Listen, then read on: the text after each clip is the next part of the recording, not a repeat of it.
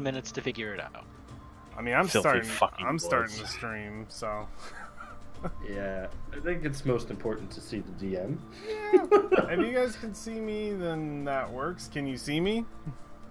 I can see you if Cool. I turn off my broadcasting. Perfect. I'll Which just is be. what I think everyone just did because you're the only one up now. I'll Yep. just be alone. Hi guys. And everybody's looking at me. It's great. All right. Alrighty.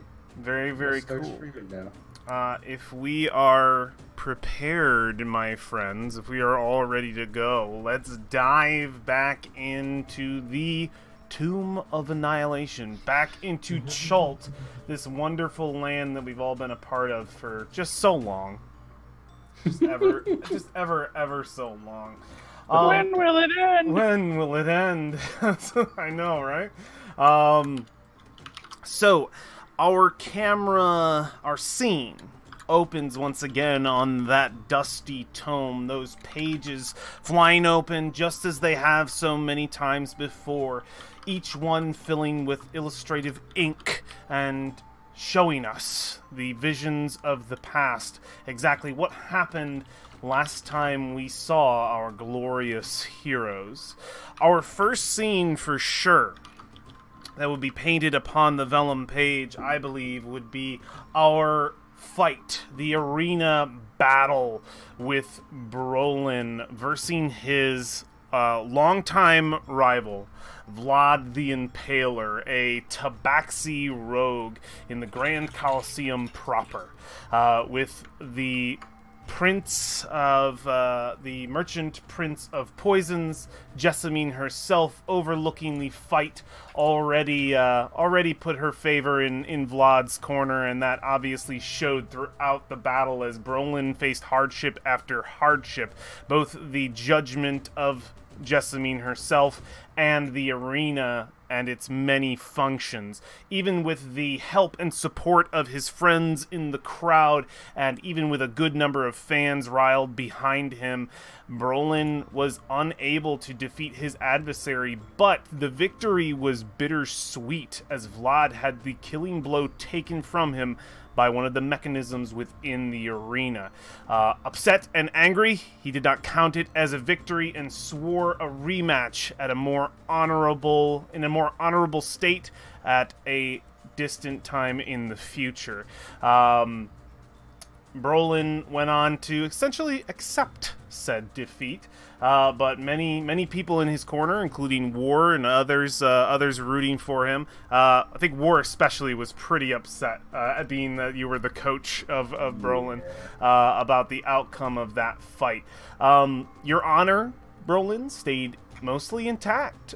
Some people were kind of back and forth, not knowing exactly what to think about the fight that was had. There was a lot of talk, a lot of hype about this big battle between one of the big fighters of the Grand Colosseum, who's very close to becoming a legendary gladiator, that would be Vlad, and the returning champion, Brightfang. Now to be named Green Fang, as you had revealed that power within the arena. But yeah, your honor stayed intact. We see that battle display on the page, and our next scene, as it flips over, we see the party's fairly humorous encounter with one Volo Thamkadarm, the famous writer of the Sword Coast and the Forgotten Realms in general. You had all made a deal with him backstage, while on front stage, Frisha continued selling his books to people who definitely didn't want to buy them. But yeah, we see the scene backstage of the party making a solid deal with Volo for their story of how they ventured into the jungles of Chult to retrieve the great metal man Vorn for the Prince of Magic, the Merchant Prince of Magic in Port Nyanzaru, Wakonga himself. Konga Atomu. The story, after convincing him that it involved romance, death, all kinds of perfect things for a story, Volo was well convinced and gave you a lackluster reward, which was an IOU, that the next time, because he didn't have any money on him, the next time that you would see him, hopefully in Waterdeep, he would owe you a sum of 800 gold pieces. You also got a free book out of this, Volo's Guide to Monsters, which will probably pose useful for the future, depending on how much you guys want to read it. That nice thick book. Excellent. I think we see that scene come to a close as the page comes to its final scene. Then I'm going to ask you guys if there was anything else that I might have missed. We see that huge ice pillar illustrated in that black ink as it hovers over the top of the merchant's ward in Port Nyanzaru. And we see the party rushing out of Kaya's house of repose, only to walk into a crowd that slowly began to freeze around them. You were, once again, but now for the first time, confronted all as a party by a definite villain of our campaign, Crowley, the devil dealmaker, who had an attachment with one of your previous party members, Asteria. Seems that he escaped whatever kind of magic had bound him while he was trampsing around the port with Asteria, at which point he continued to gloat about how he had essentially turned her to his way of thinking, and that you had also, just before meeting him, learned that Asteria, through your new friend Freesia, who had met her as she left port, you had learned that Asteria had left this place and gone who knows where. And you had learned later on, after talking to Crowley, that that destination could very well be Omu. He took the time to taunt the party. They taunted him back. There was a bit of a show between the two, a bit of a parade. After which he decided to depart. Of course, leaving his card, essentially, his deal, ever open to the party. That if ever they need a little bit of extra life, he can always come to them. It's only at a small cost of your soul, of course.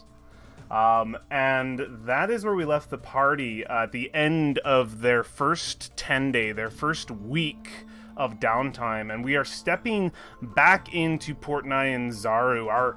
Our book slams closed, but before it does, was there any other scenes I missed? No. We had the back and forth at Temple of God again. You did have that back and forth at the Temple of God. There was a quick meeting of Brolin and you guys have those names. You guys remember them. I know there's Nala and there's Fiera, I think. And Anya. Anya. There's Anya. That's right. Anya, Nala, and I think it's Lorette. I want to keep saying Fiera. Nice. Yeah, Brolin had some resolution with his #1 fan. War got one of those obsidian-tipped weapons after having to deal some back and forth there. There was definitely Also a struggle. #1 fan. Also #1 fan, yeah. There was a struggle with both parties having to sort of get what they wanted out of the situation. But yeah, we saw that at the Temple of Gone, a little bit of lightheartedness before the end of the episode. Very good. I think that covers everything that I can think of. Very good. We see our dusty tome slam shut. The dust from the floor pushes into our face, and we move forward, the camera dipping its way into that open, dark maw embossed on the front of the book. And our first scene in the port opens, and the scene is very general because we are stepping back into essentially our 10-day, our sort of montage of what exactly we are doing in the port while we spend so much time here. Let me change our music up. I'm so happy I saved most of this. I'm just so happy about it. It took so long, but I have it. Market Ward. Let's get it. It's coming through.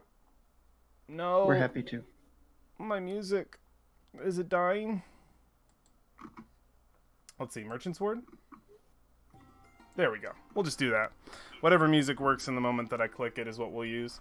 Because I don't know what parts of it are shutting down yet. People are pulling their music from Fanburst.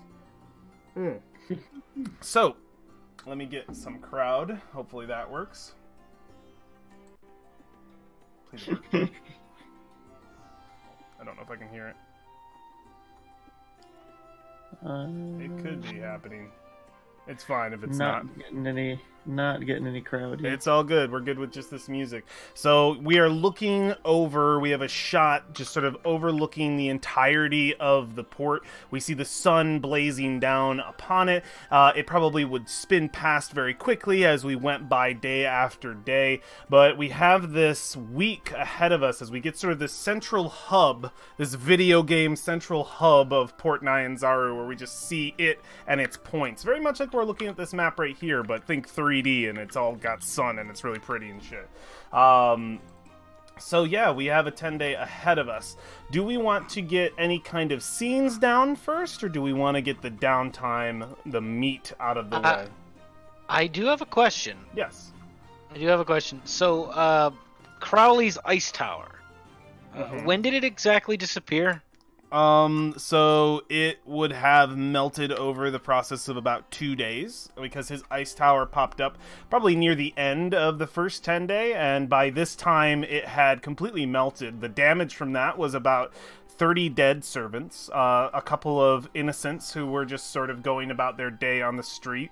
The physical damage to like property was pretty large as well. The villa of the merchant prince, let me find her name. The merchant prince Zanathi.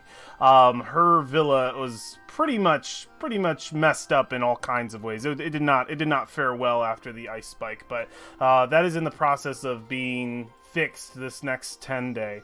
But it did melt after about 2 days. The heat of Chult did finally bring that down, and I think the Temple of Gond, we said, had worked hard to sort of make sure that that water didn't flood or cause any more damage, and it poured out into the harbor ward, probably using whatever sort of mechanisms or tubes or whatever they had. Okay. On hand. Did the merchant prince die? The lady, the older lady? Has anyone seen her? No. Yeah, people have seen her. She's alive. Okay. The aftermath of the ice spike is very much just. I think I had talked about that last episode, but I'll refresh. They had covered it up as a magical. Yeah. A thing they were going that the princes were planning to use to effectively work against the undead, but they were trying to keep it secret. That. Yeah, from the flaming fist, and there was a mishap.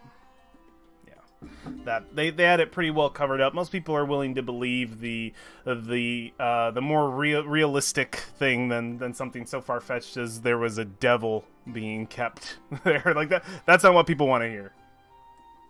Okay. Yeah. So it's up to you guys if you guys want to hit up downtime activities, or if we just want to jump into some scenes first, if there's anything anybody had in mind for this last 10-day. And remember, we're working with that sort of central hub of, we have the city and we can jump anywhere and be anywhere at any time as players. But if anytime you want to talk to anybody, just so there's not that sort of awkward, well, am I there, am I not, we can always jump back to our sort of little meeting room in Kaya's House of Repose, where there's this nice wood table and a comfortable, it's a luxurious room.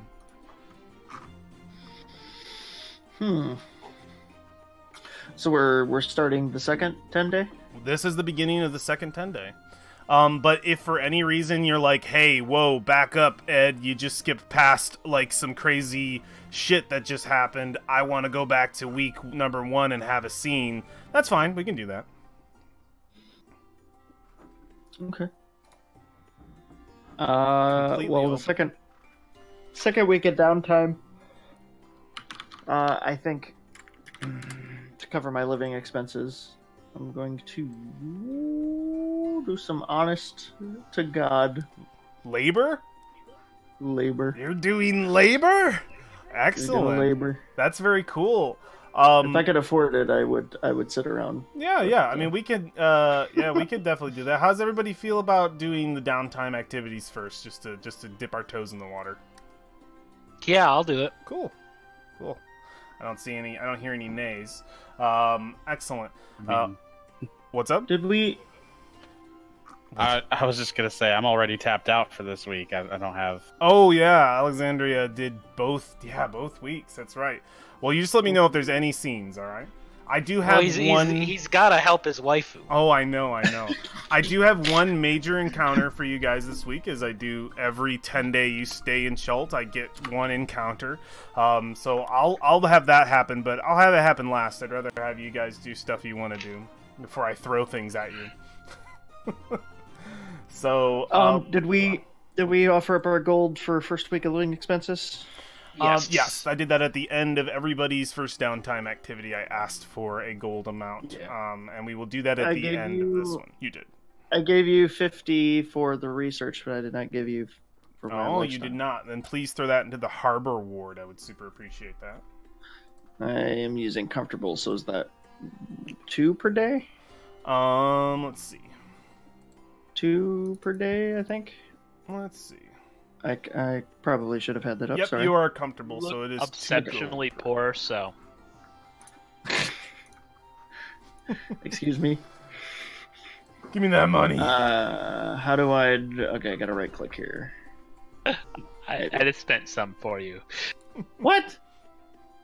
I just took his 2 gold. 1 coin on your inventory. I have 50. Yeah, it's 50. That's a 50 gold coin. It's a 50 stack. It's okay. It's okay. He's good. What? How many did you give away? I didn't see him put anything. I paid for your comfortable. Where did you put that money? In the harbor ward, and you were right. Oh, yeah, I grabbed it. Okay, that's the money. I thought that was Josh's money. Would you keep your money? Stop it. Oh my gosh. She's trying to buy your loyalty. Trying to buy my That's what's going on. That's what's going on. My second activity is carousing party. Oh, jeez. Is that carousing or bribing? Yes. Both. Okay. So we know Valfine is doing honest labor. I'll ask you more about the details of that, and let me bust out the downtime activity page here, just so I have it. Let's see, downtime activities, nice. Just so I have it up. All right, we know that Freesia is going to be a carousing party. We'll see how that turns out. That's always fun. What of Brolin, Alexandria, and War? What are you guys doing in your downtime activity for the second week? Well, we already know what Alexandria is doing. We know that Alexandria has needed both of these weeks to focus on a very special project for her dear friend Valfine. No assumptions here. Not even Brolin believes that. So yeah, like Alexandria is definitely like all over this port. So we would probably see her in the background of a ton of scenes. I think we talked about that before. Like every time we look at somebody, she's somewhere. So back there. Okay. Brolin is doing research on Harakmar. Excellent. I love it. He's uncovering. That's what I think he's really. He's pretty bent on fulfilling his brother's wishes and seeing Iku's work done, pretty much. Oh man. Think that's why his heart wasn't fully into that fight. So is he researching red dragons too? Oh, yeah, there probably would be a scene where War and Brolin would go to Anti-Pale Shatter. Yeah, I think you get to pick with that down. We'll get into the details. I think you can only pick one thing to research, and then you can get multiple information. So depending on how well you do, you might be able to get some information on red dragons. Because I believe we did Valfine's first week with research, and she was able to get all 3 pieces of information. So yeah, we'll see how that roll goes for you. Whether or not Panty Ale Shatter. Anti-Pale Shatter. We'll see what she remembers. I know, I got that one real bad. I know the name of my next dwarf character. Panty Ale Shatter. It's so good. Please be Panty. I would love it. I would die at that. Please don't forget that name. Someone write it down. All right. We just need War then. War, what would your downtime activity be?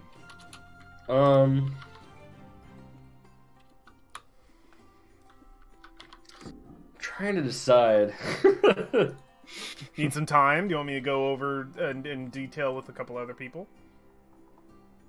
Yeah, because I'm just getting everybody's, like, what they're choosing. Sure. Cool. Valthine, Brolin, Frisa. Please roll initiative. Sure. Frieza. What? Why is my tomb not loaded? Should be. That's alright. It just froze up for me. Okay. Yeah, mine did too. I'm alive. Hang on. I lied. It's working for some reason. Okay. Weird. Alright. Initiative. Give it to me. Initiative. Nice. I will concede just because I cannot make Tomb of Annihilation work for some reason. That's not good. There it goes. Alright. Give me that initiative. Well, it's loading now. It's Okay. loading them good. Some weird stuff going on. Yeah. Yeah, I'm not sure why it's being all glitchy. Like, I've always been able to see you guys camera-wise. We've never had an issue with that, so that's new. Some of my music doesn't work, but I mean, we all know that's going out the door soon. It's all good. There's bro. I rolled at a 2. Yay! I mean, Got a that good fit start. pretty well. My luck hasn't been great in D&D the past 2 nights. No, it's been low, man. You gotta get that luck back. You gotta pray to Timora. All right, Frisha. Let's do your carousing, my friend. It looks as though what I'm reading over here, carousing covers a work week of fine food, strong drink, and socializing. A character can attempt to carouse among lower, middle, or upper class folk. The character can carouse with the lower class for 10 gold, middle class for 50, or upper class with 250 gold pieces for the work week. A character with a noble background can mingle with the upper class, but other characters can do so only if you judge that character has made sufficient contacts. Alternatively, a character might use a disguise kit and the deception skill to pass as a noble visiting from a distant city. So you can do lower or middle class, but there's some restrictions to that upper class, which is interesting. And then after the work week of carousing, you stand to make some contacts within the selected social area or class. And then we roll to see how that goes. And you could get a hostile contact, or you could make no new contacts, or you could get an ally. This is pretty interesting. I literally can't get a hostile contact. Oh, you can't? Why? Is it the My check? bonus is too Oh, high. yeah, you make a charisma check. Yeah, you can't make a hostile if contact. you're rolling nat 1... If you're rolling that one, I got an 11. He's still got an 11. Yeah, he's still high. Jeez. Yeah, Oh, God. but, you know, that's a DM call, because some would say nat 1 is always failure. I would say for skill checks, nat 1 is not the only time we don't do nat 1 immediate failure, nat 20 immediate success is a skill check. Just like your basic skills. So I will allow, because I think it's interesting. If like you're just so good at persuading someone, there's no way you could fail. Not at least not fail hard. Or maybe if you are in the opposite direction, like if you have enough negative to it, like there's a possibility that there's just no chance. So I think that's interesting, but only with skill checks. I won't ever do that with like fighting or combat. That's those just stand as is. Very good. Well then, I think I would like to just ask you, who are you going for? Who are you carousing? What class, my dear friend? I'll probably do middle class. Okay. Part of it is carousing directly with the party, but I'm gonna go with middle class. All right. Drop 50 gold pieces. I mean, come on. Let's talk though. When we're looking at the party, we're looking at the middle class. All right.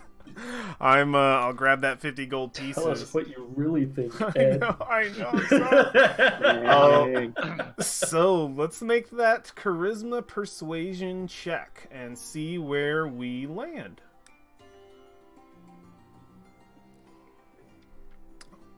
And then we're going to talk about oh my god. Okay. All right. The character has made 3 allied contacts. What did you roll on the die? Okay, an 18. An 18. Jeez, dude.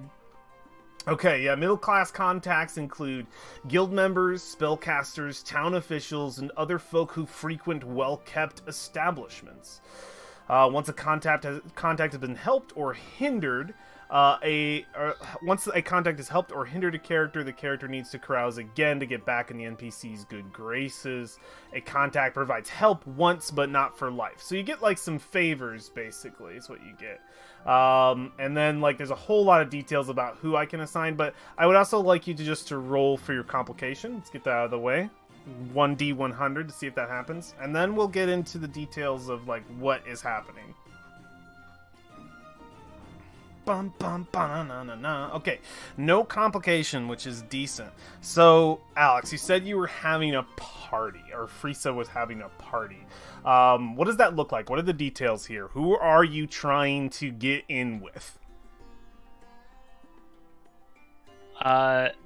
She is trying to get in besides the party because she really wants to make friends with all of them. I don't know if you can downtime activity friendship. Yeah, I know.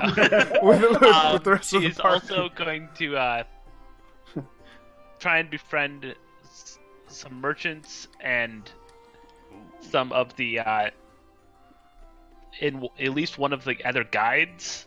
Oh, yeah, that's pretty decent. So we can get you a merchant, a guide, and is there one other that you'd be interested in?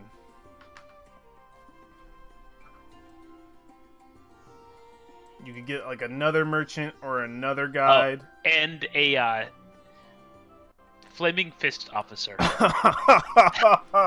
That is so good. That is so good. Oh boy. Because I don't want to buy my adventuring license. Oh my goodness. All right, so you're gonna have these favors in your pocket. So you have made a contact. So it was a party. You were attracting people. Is that what, like, the general thing that you were doing is? Or are you just going to these? I just spent the week just becoming friends with people. Becoming friends. Okay. So you have made friends with somebody that the screen has seen before, that we have seen once before. The individual, the rather burly man, excuse me, from the Red Bazaar, who, if you guys will recall, during the chase scene with the pickpocket thief, Alexandria robbed his stall. If you guys remember far back enough when Alexandria pilfered something off of a backpack stall, or a supply, I think his whole thing was like different kinds of supply packs. So you have befriended yourself with one Losi Ingor. He is a portly elder, probably in his 60s. He wears finer clothes than probably he can afford, but he finds a way to put those on and has an air about him like he thinks he will one day become a merchant prince of the port. And I think you're able to just sort of feed into his ego, and I like you. You get a lot of that from him. He definitely finds you very, very good he just feels good after talking to you. He probably, yeah, depending on what you ask of him, you know, we'll see what that favor is from Mr. Losi. Make sure to write these down. I'll never remember. Thank you. And you said you wanted to make, what was it? Oh, a guide. You wanted to befriend a guide. I think you do. You befriend, let me dig in here. Brolin. You make friends with your you're pretty good. You're pretty good. New guy, Brolin. Oh my god. Oh my god. Oh so god. Funny. Okay. Wow. Yeah. Very, very cool. All right. You make friends. You're able to get a contact out of two individuals who are able to two interesting individuals who promise that if you were to pick them for guides, that they would be able to help you travel not just over land, but sea as well. And, yeah, you befriend River Mist and Flask, two Tabaxi guides that you also think is interesting. You've never seen on any of the guideposts before. Like, there's no advertisements for them. They're kind of back alley guides. Yeah, you're able to get a contact with them and possibly get a favor. And then finally, what was the last one? A officer of the Flaming Fist, because I'm trying to try great. and use him purely to get an adventuring license. Yeah, you make friends with one. He's a little bit nervous. He just got sergeant. His name is Alan Boudreaux. And you can go and write that down. He is from Cormier, and he just reached the rank of sergeant. And he is he's very new to it all, but he's slowly sort of learning the tricks of the trade within the ranks of the Flaming Fist. And he's also very. It's kind of interesting to you that this individual has made it where he has, because he's very easy for you to manipulate, like putty, Frisha. And I think he finds you utterly attractive, and he really wants a Chultan girlfriend, but you're not even Chultan, so he's just like, you're from Chult, yay! Like, so I think you've possibly seduced this individual. Yeah, Alan Boudreaux. And I think, yeah, you can definitely get a favor from him, maybe more than one. I don't know. Very good. So yeah, we see Frisha spending the good part of this 10-day just going around to these different people and making some extra contacts, beefing up her resume here a little bit, to make herself useful to the party. Any other details you'd like to add, Alex? I don't have anything yet. I know that I spent a lot of time with Alan Udo trying to get my adventurer's license, though. Oh yeah. I think you probably had a couple dates with him, or maybe what he thinks are dates, but you're just like, it's us being friends, and like every time you bring it up, he's just like, oh no, I'm working on it. I swear, I'm just. It'll take a little bit more time. My commanding officer, I've been talking to him about it, and I'll be able to get it for you, and possibly even at a very cheap price, maybe even free. And yeah, you you are working him for that. At the end of the 10-day, I'm gonna ask you. I'll probably go through everybody. I'm gonna ask you exactly what you get from each of these people. Is that okay? Yeah, it sounds good. Cool. Just to let you think about like what exactly you want from these three individuals. Please write down their names. Yep, they're all in my contact. Beautiful. Moving to Valfine. Valfine, you. We skip over to what you are doing for the 10-day. Let's bust open these downtime activities. You decide to do the one no one ever does. Honest work.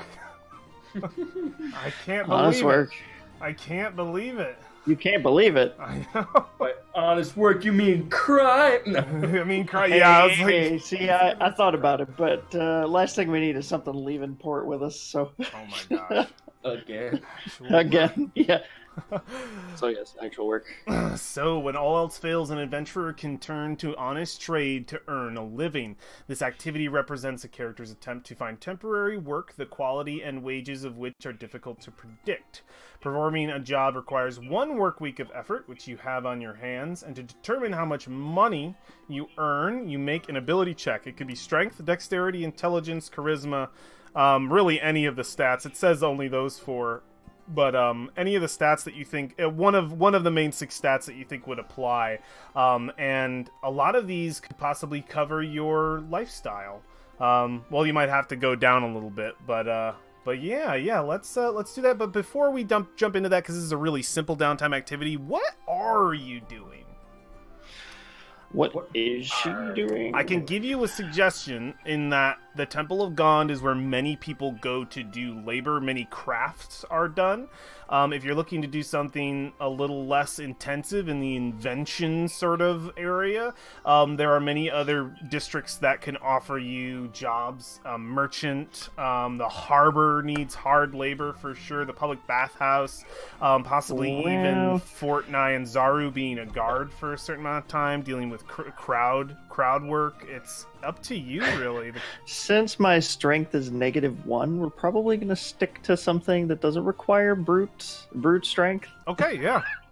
That makes sense. There's always the my die thought works. was, yeah, there's that. Or my thought was returning to the Temple of Gond and offering to assist with the library, the books. Oh, yes, they're out of librarian. Updating the ledger. Oh, yes, we are definitely out, librarian. We could use your help. You were down there for some time. Oh yeah, No, he had a little bit of a cut. That's what he sounded like if you spoke Chultan. You don't speak Chultan, do you? Nope. Nope. Down there a long time. You are very good at the books. I see it in your eyes. Says, we would pay you if you organize all of this. And he just, like, points back to just the mess. It's like, some off the chains, some on the chains, Dolly needs fixing. Just, like, points around at things that need help in the library. Some people come down, look for artifacts. I don't know where, so you help.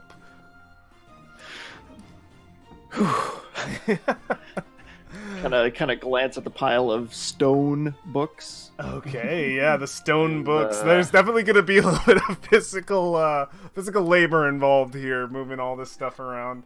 I think that's perfect. Yeah, we'll see you down in that drippy drip. Maybe while I'm in here, I can pick up some things while arranging books. Maybe. Every time you would go to like dive into a book, you'd immediately be interrupted by either like the priest or like somebody else, just like, oh, we have a visitor. They want to know where blah blah blah. You know, just would say like this. The one place is. You help them find cater to them. Just like, so no speed reading either, huh? No, I'm not going to give you a secret research out of this. You can, however, make your downtime roll. I like that. I like that this is where you are at. Very cool. So I would allow intelligence. Or, I mean, yeah, it could be intelligence, it could be dexterity, if you're, like, mostly just, like, trying to work fast to get this place organized. You can tell a lot of the books haven't been taken care of, like, they haven't got, like, some of the vellum's molding in some places, and, like, you gotta get in there and, like, clean them out. Yeah, let's go for dexterity. Cool, yeah. Toss me that roll, let's see how well you do. Nice! Yes, you get your comfortable lifestyle covered. You don't have to pay for it. And I'm going to slap you 25 gold pieces. You do such a good job that I think the priest comes and says, no, you stay forever. I need you. He says, please. This place is such a mess. I don't speak Chultan. That would be really difficult. He says, oh, you learn. I'll teach you one of these books. Oh, I don't know. They want you to stay so bad. It's like, oh, I'll give you so much money. And so I'll put this in the harbor reward. We'll put 2 10 pieces and 5 single pieces. 1, 2, like 3, 4, and 5. Very nice. Very, very cool. Okay, well, I think that would definitely resolve your downtime activities. Is there any other detail you wanted to add? No, I think just a couple different points. Yeah, trying to sneak the look and being interrupted. Just kind of displaying curiosity still at all of the material. All right, cool. Let's move down the line. Then our scene flips, our montage of the player's week flips over to Brolin, who's choosing to do research, correct? Yes. Very, very cool. Let's get the mechanics of that out of the way, and then we'll do the details of what exactly you're doing, what that looks like. Maybe we get anti-pale shatter in there, or panty-ale shatter. We don't know anymore. Oh, God. That's what they used to call her. So, you need 50 gold pieces spent on the materials, bribes, gifts, and other expenses to receive this information. So Bribes? I will need 50 gold pieces for you to research. What do I look like, a gnome? Hey, man. I had to do the same thing. Yeah, everybody's got to pay. Nah, but I'm different. Everybody's got to pay for definitely the effort of going around and spending an entire week I have 200 and something gold. What exactly is that supposed to mean? Do you need it broken up at all? Yes. What do you want to hand me 100? Do you have 100? Yeah. Gold? Yeah, hand me 100 and I'll give you 50. How do? Oh yeah, it says it. Yeah, you would just drag it out onto the harbor ward from your thing. I'm confused. Like, oh here you go. I have the 12 and 6, and 7 silver things. Are you unable to click on your... Oh, wait, okay, here we go. Yeah, you're good. Cool. I'll take that 100. You take the 50. That's in there. Very good. So, excellent. You can continue to pay money if you want to add, I think it's 100 gold pieces to add +1 to your roll, up to a +6. So if you want to spend more money right now to try to give yourself a better bonus, because you are making an intelligence check. So you make an intelligence check, essentially to see what your research outcome is. So yeah, in addition, my intelligence is a +4. I think I'm okay. Yeah. Okay, cool. Yeah, and I have inspiration. Okay, very cool. So I can reroll. If you have access to a particularly well-stocked library or knowledgeable sages gains advantage on this check, you have access to Valfine. So you would get advantage on this check if Valfine would agree to help you. Do you, Valfine? I will. Do you want to roleplay this? Better than asking you. I'm gonna need a little convincing. Remember how he treats your waifu. Yeah, and you got to remember too, I'm busy trying to make a living for a week, a 10-day. So I'm gonna need some convincing here, buddy. Unless he is looking in that library. Maybe. Yeah, maybe. Could be. Hey, I guess Brolin would approach her on the prospect of researching Harakmar, the ancient dwarven city. Harakmar? Huh? Yeah, my old my old family's, their birthplace. Okay, give me just a minute. What are you doing?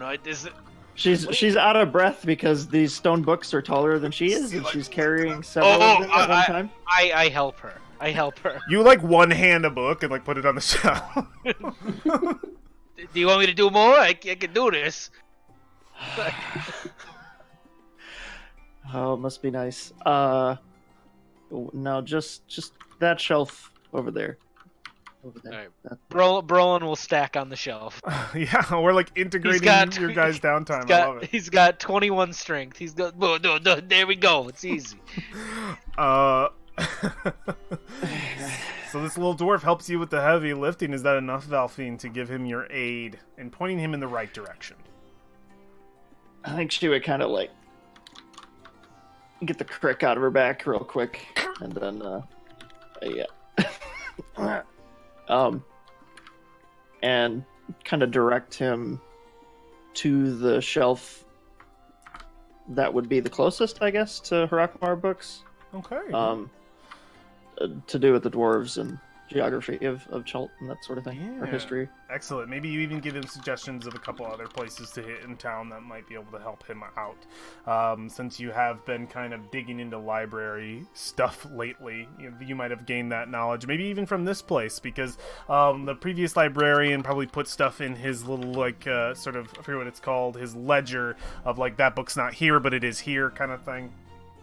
And you've been here for a whole 10 days, so you probably have some more information than you used to. Very good. Then, Brolin, you can make advantage on this intelligence check to determine how much research becomes available to you on the subject of Harakmar. Do you need a boost, Brolin? Yeah. A boost. Yeah.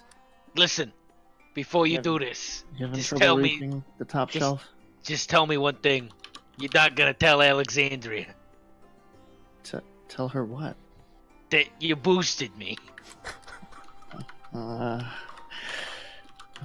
Here, I'll just... Why don't we get a box instead? Thank you. Don't tell the elf. Thank you. Don't tell her. Exactly. It would have been better if she actually wasn't. Shall I describe it to you? Would you like me to find you a box? Oh. Just a quick... Toss me. Toss me. All right. Cannot jump the distance. You have to toss me. You have to toss me over these books. Toss me. Oh my God. All right, give me that intelligence check. I want to see this. I want to see it. Hand it over. Advantage. Gimme. Advantage. Oh. Your advantage was not very good. Can I inspiration? He rolled with advantage already. Inspiration just gives you advantage, so you already had it, homie. Wow. Doesn't work like luck. Speaking of which, Valfine, did you roll your complication?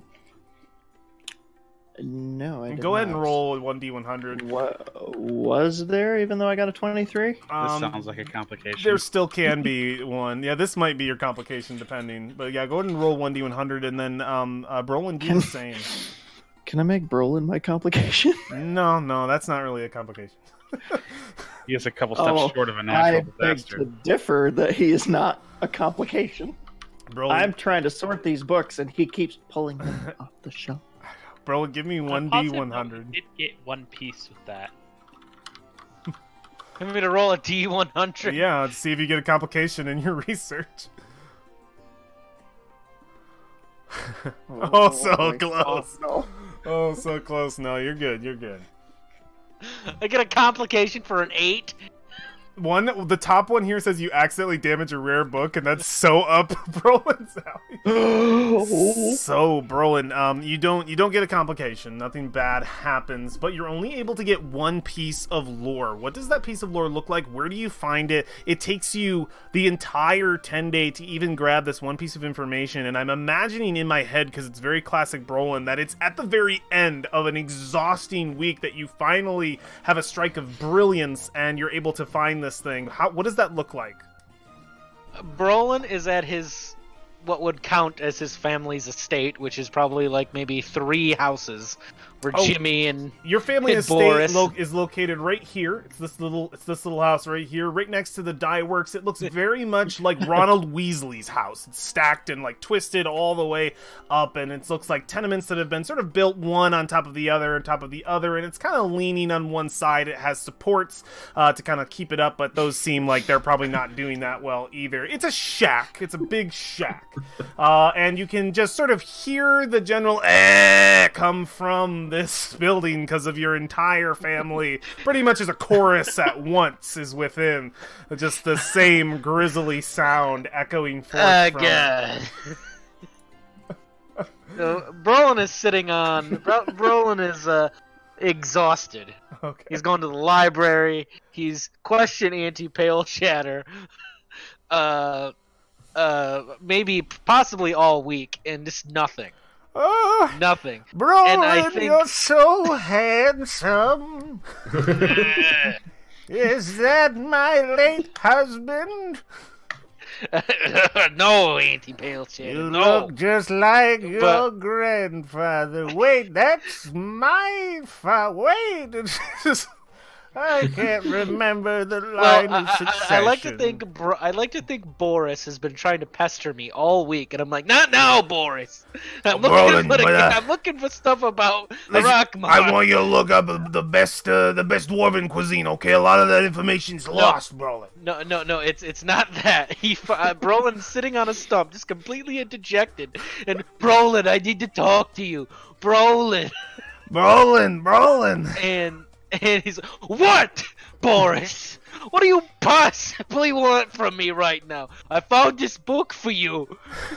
It's I've been trying to tell you all week. Yeah, he hands it over. He hands it over to you. He says, "It belonged to your brother. He wanted you to have it."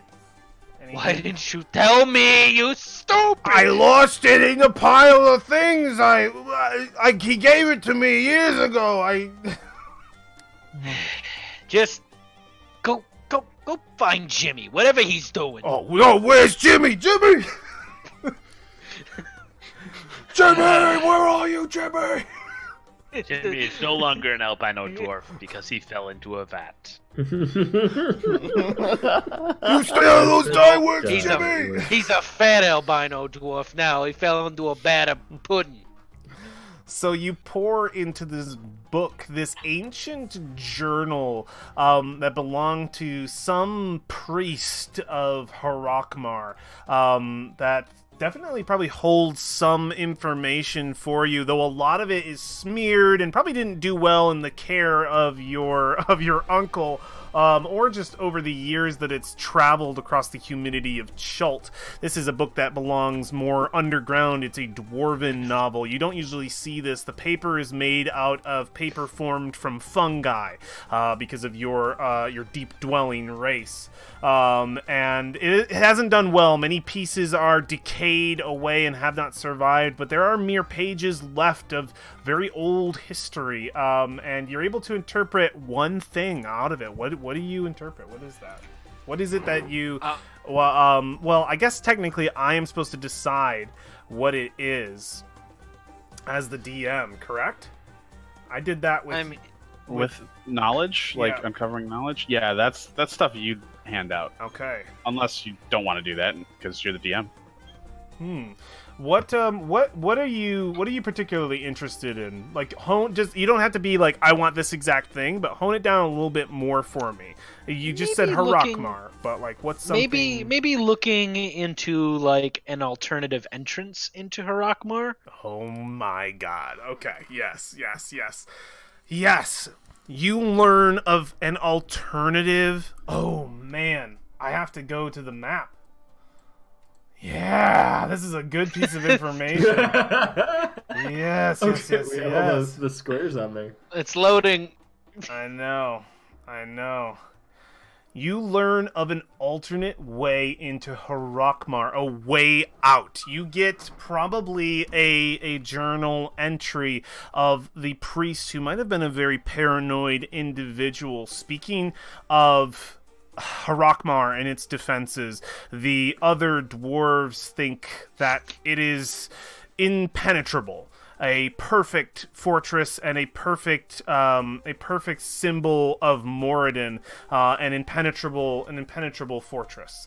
And he speaks of, in secret, making a alternative route for if any sort of situation were to happen with the undead to the west, or to the east rather, making their way to Harakmar's doors, that the dwarves within might have an escape route. You know that there is a tunnel under Harakmar that leads to the Wormheart Mine. Oh shit! Yeah. That can we mark that? Yeah, you wanna already? Yeah, you can mark it if you want. Like you can put a thing on it, like a little connector if you want, just so that you remember that those two are connected. But yeah, you're not 100% sure if they. Here, I'll if you could get it, if you could just connect these two, Jacob, that would be so cool because you already have the blue on Harakmar. Yep. Because Brolin's color is very difficult to see, especially in this map. It's literally the color of this map. It's the color of dirt. It's the color of dirt. So yeah, you learn of a secret entrance into Harakmar. Yes, that is actually the only thing I really wanted. There you go. You got the one. Do you tear it out? You're like, I got it, or do you leave it in the book? I leave it in the book. I take it with me. Okay, yeah, you have this old book. It's got stone. It's like stone and iron on the front, and the pages are made of this it's made of like fungi. But they found a way to make actual like writable sheets. Roland, don't just walk out of here with it. I need to put it in the ledger. Why are you in my house? What? Oh yeah, he went over to his home in Port Nyanzaru. It was his uncle who gave him the book. I'm here. You stole it. It's not the ledger. I didn't steal this book. Give it back.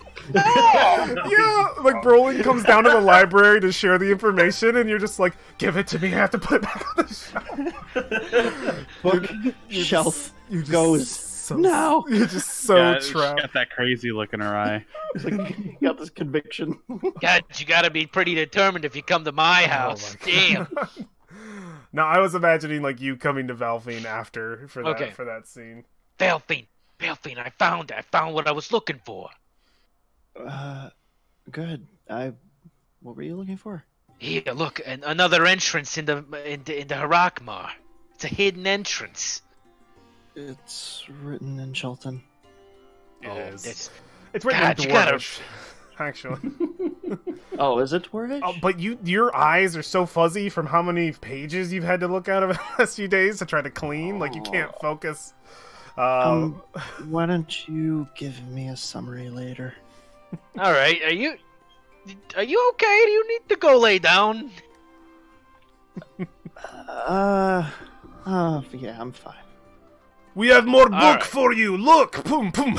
Only Yeah, a bunch you of books. know- These ones were in back room. You will organize. Here, Okay. listen. I know we're not in the jungle, but and I cast Goodberry. Here, eat the berry. You haven't eaten. Brolin, this is not the time. Eat it. I don't want to eat it. We're gonna What be do you eating got? it for months. What do you got to lose? My stomach, my lunch. Oh my god. No. Yeah, Don't suit get berry yourself. juice in the books. Suit yourself. When he eats the berry. Nice. Excellent.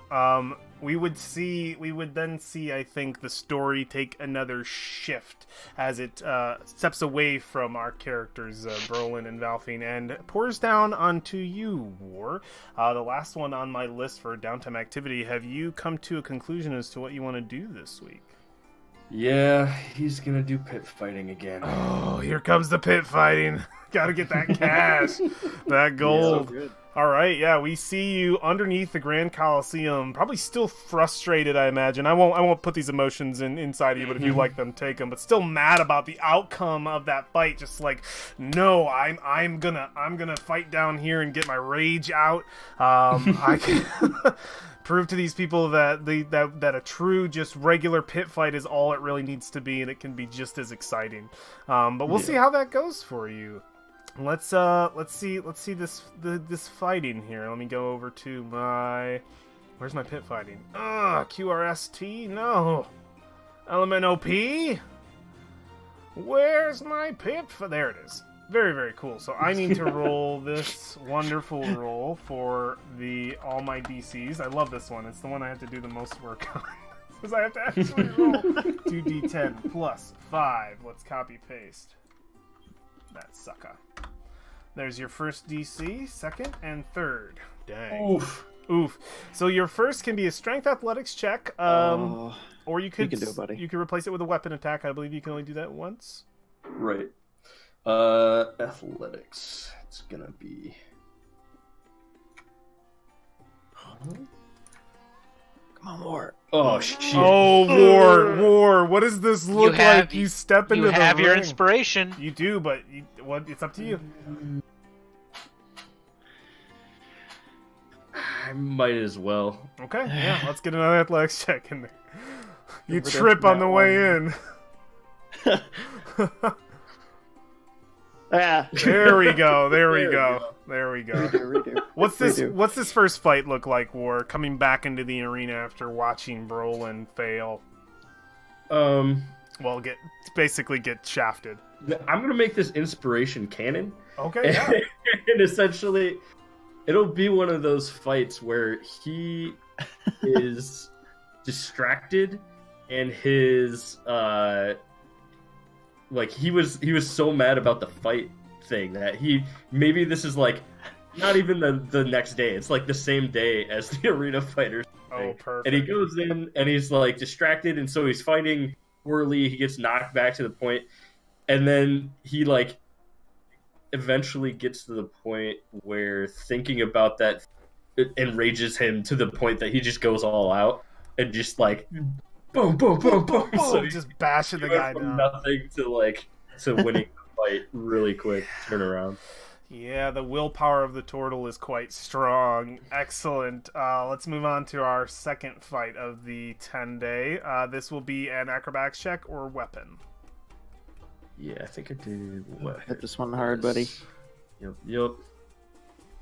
Yeah, you're utilizing your weapon or possibly a shield, depending upon like what you say thematically. What that looks like. Nope.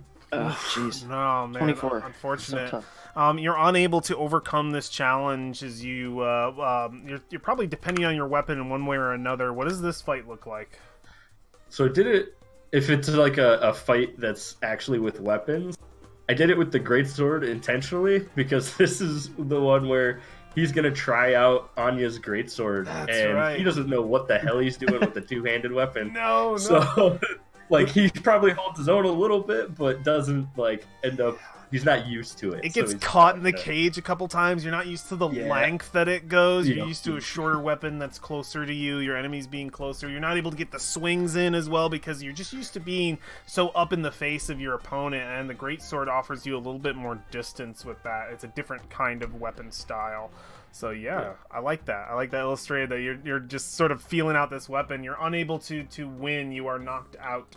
But you were able to get in the ring one more time in this 10-day. I need a special constitution check. It's a D20 plus your hit dice. right? D20 plus your hit die, and it's a con. Yeah, it's a constitution check with the bonus equal to the roll of your largest hit die. Oh, so okay, so Yep, you make a plus- constitution check, and then you do your biggest hit. Alright, I will do this then. Constitution. That. Okay. Gotta get good on this hit die. Oh, it's gonna be close. Yeah, we can do it. We can do. Oh my god. Oh no! Oh, Oh man. So this final fight, which I think after being defeated after tasting defeat for the first time, I believe, with the great sword, you step into the arena for a battle of attrition. How are you won out? And describe to me your opponent in this, because you're such a big guy. I want to know what this is like. I have something if you want me to throw it in. Yeah, go for it. Cool, let me get his name.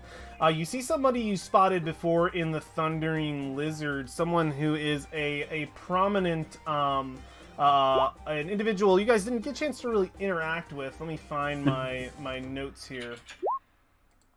Yeah, here we go. Yeah, the Stampede. One of the only Goliaths you've ever seen in Port Nyanzaru. A very prominent dinosaur racer. You know, his name is Kiandu. And he steps into the ring, and he's a pretty humble guy. He's pretty nice. He says, "I have never fought someone so big before, almost as big as me." And yeah, you go toe to toe with this giant of a man. And it's totally a gnome. No, it's a Goliath. It's a Goliath. You go toe to toe with this giant of a man, and he just has this energy and keeps coming towards you over and over again, and you're unable to outlast his sheer power. What does like the final move look like on you that he brings you down?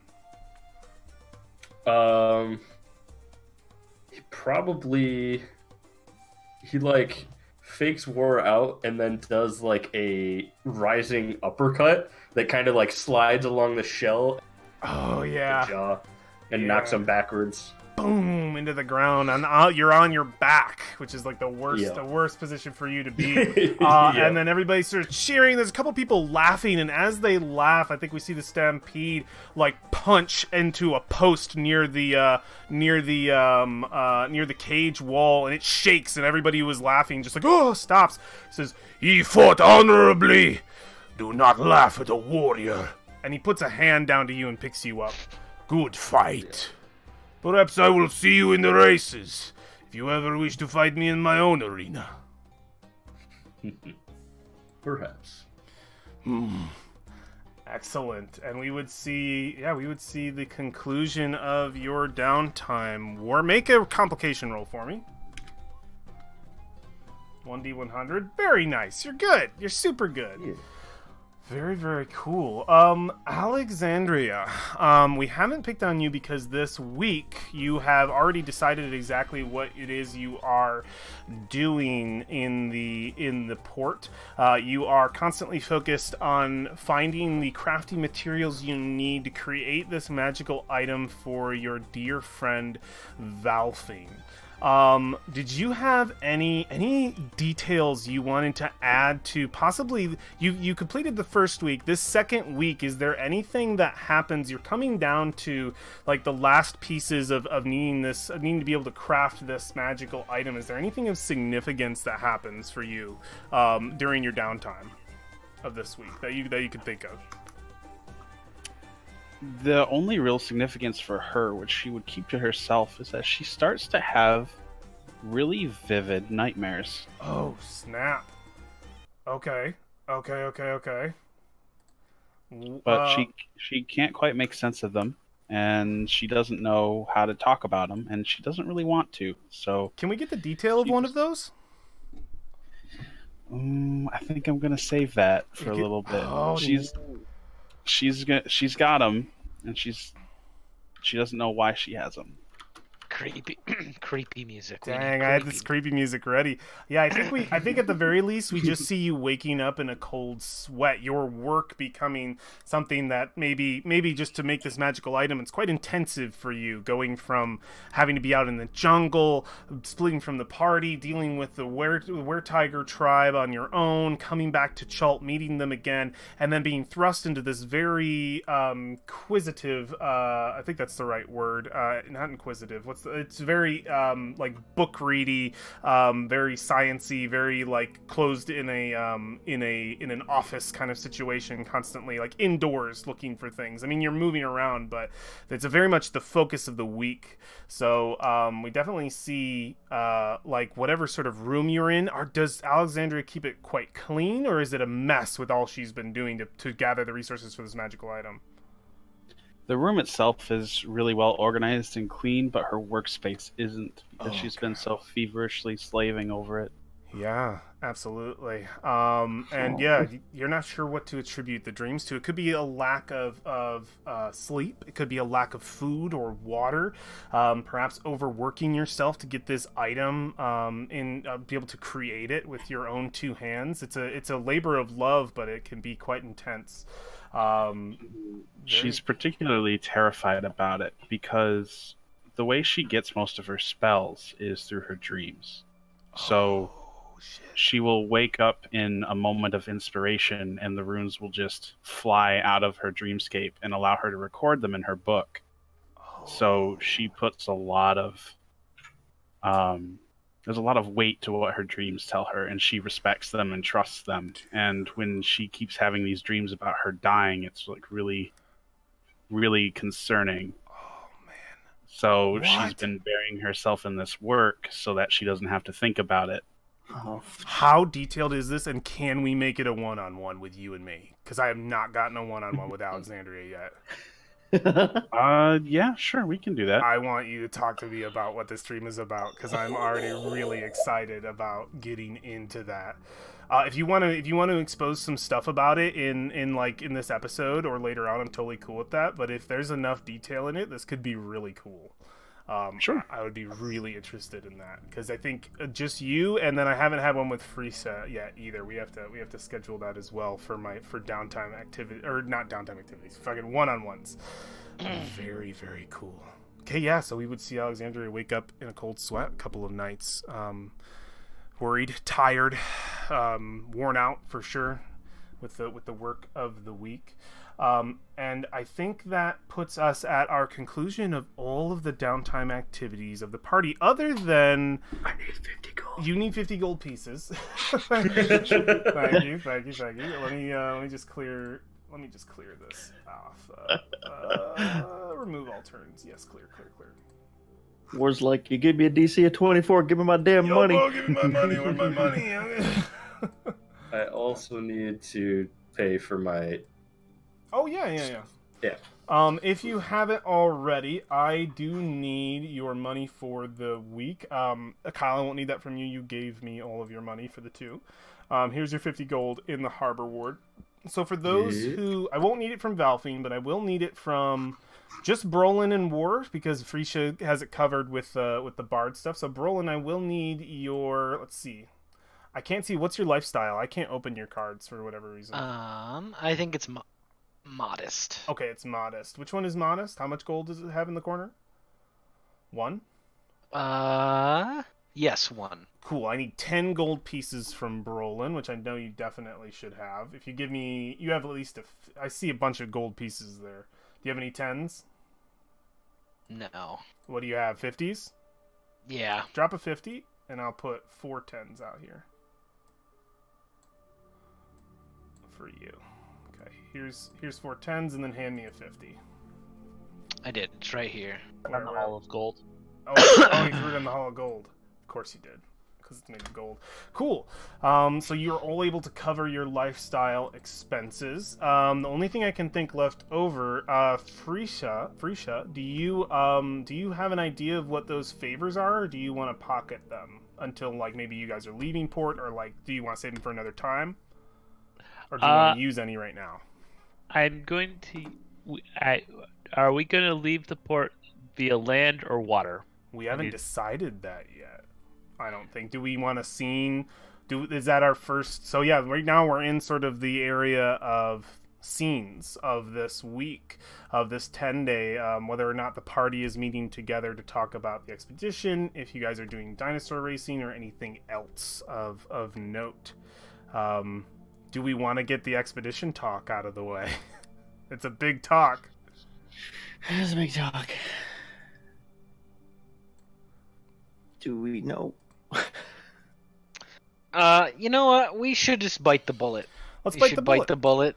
We might as well. We come into the scene of Kaya's House of Repose, down upon the table that we have met at these past few weeks and spoken with each other as a party. And we see splayed across the table is Samuel Dren's map, is the beautiful, luxurious map of Chult laid out and exposed before all of you. I'm going to leave the inquisitive music on because I like it. Go ahead, guys. The scene begins. So, I got some news. He lays a map.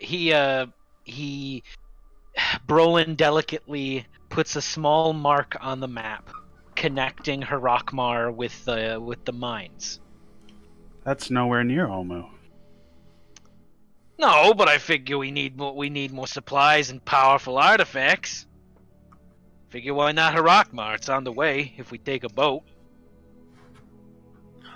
Do we know if we're taking a boat? Boats are rather expensive. And I don't really feel like giving this map up. That's fair. Well, hey, our new friend over here. Could you get us? Boats are expensive. Well, you're good at talking to people. You call in a favor? If we're in Waterdeep, maybe. I'm willing to wager that if you pay too cheap on a boat, the likelihood of you getting where you want to go is rather slim. You guys are suggesting we go by foot? I'm really just trying to be pragmatic. I mean, we could still go on the water, just it wouldn't be cheap. Does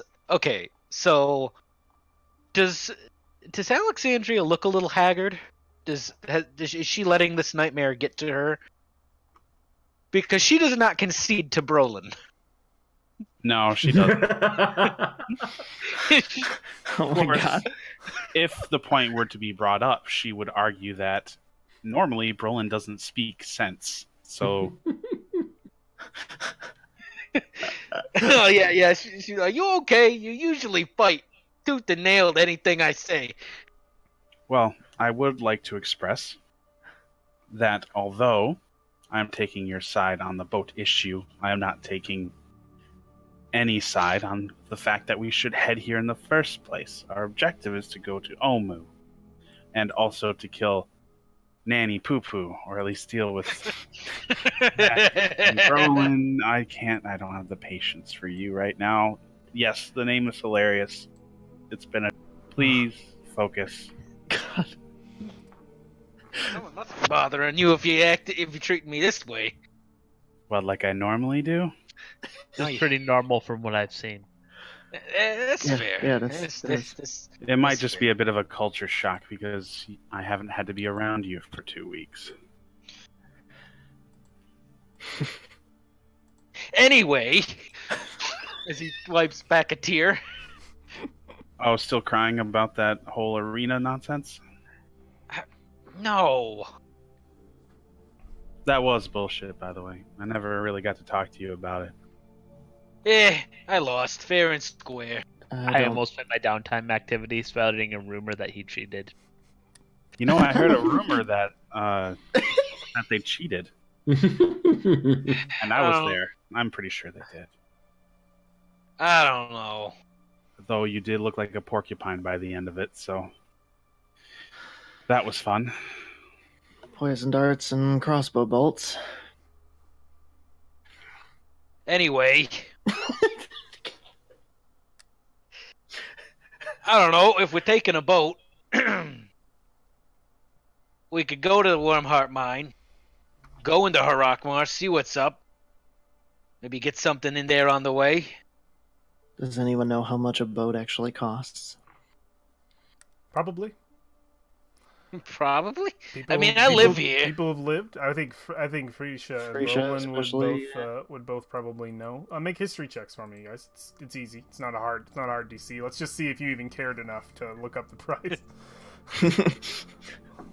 Oh, nice. Very, very nice. Dang. Well, Frisha at the very Dang. least knows it.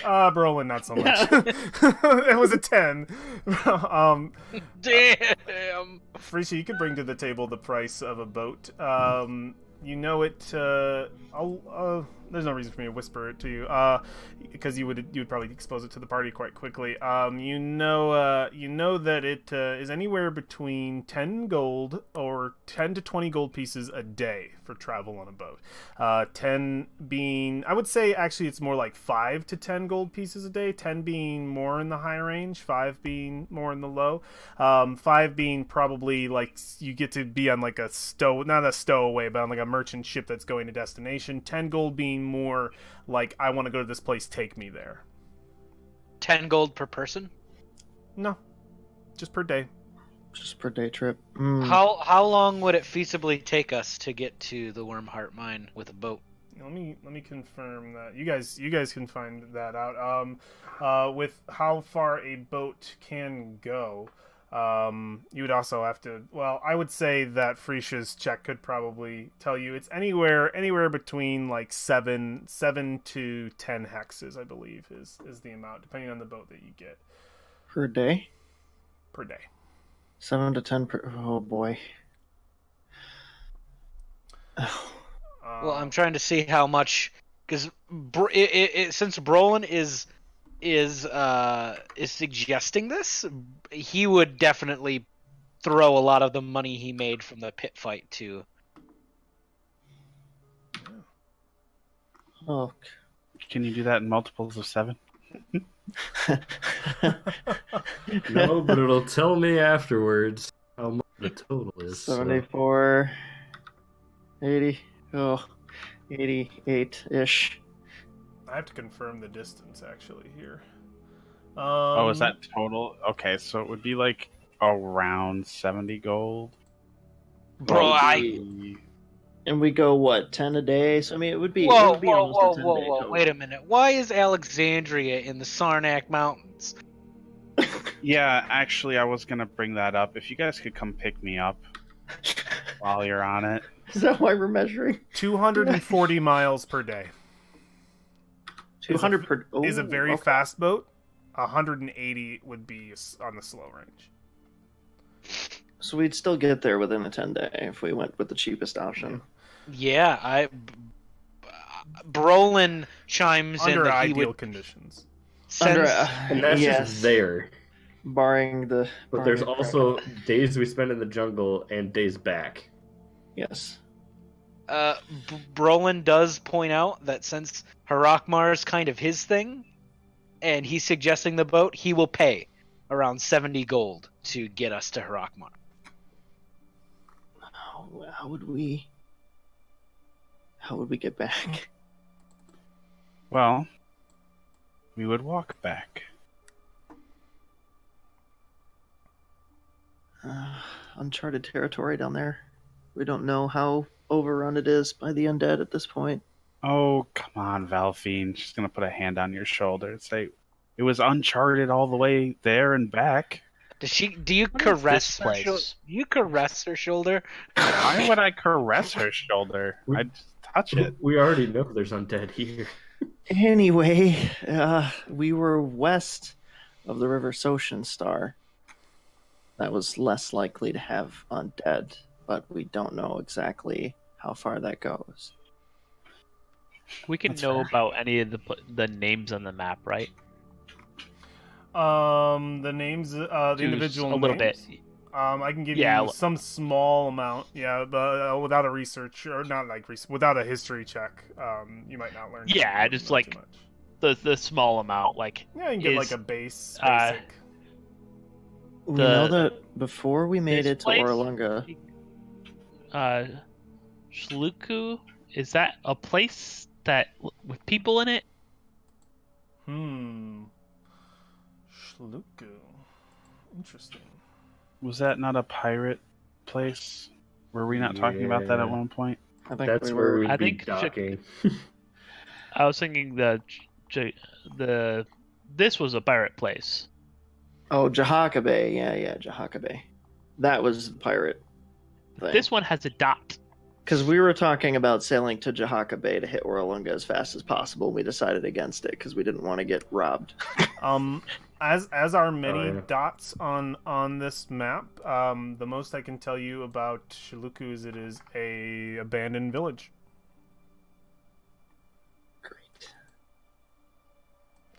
There Yeah, are a couple I of mostly those. just wanted to know if there were if it was a active village or not. There are if it's not abandoned. any. The Port Nyanzaru is the only. A lot of people will tell you that Port Nyanzaru is the only point of civilization other than Fort Bellerin in Chult.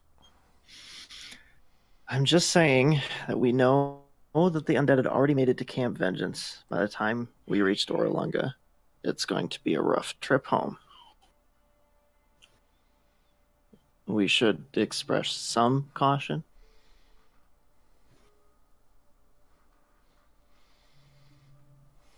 Yeah. Unless we travel through the mountains or find some way to either fly or teleport from the mine. I'm not really sure we have an option. Will we be able to convince whoever we hire to hang around? And how much would that cost? Probably that 10 gold a day. I mean, this close to Jahaka Bay, there's supposedly pirates there, so there's a good chance pirates might just take the boat. I doubt anybody would be willing to hang around.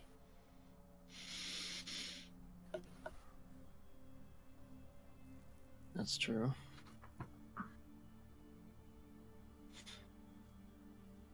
So, if we sail, get there in a 10-day, we've got plenty of obstacles ahead, and we'll be walking back.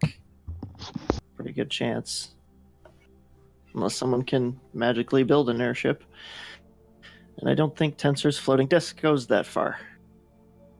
It goes as far as it wants. Yeah, I'm sure it does.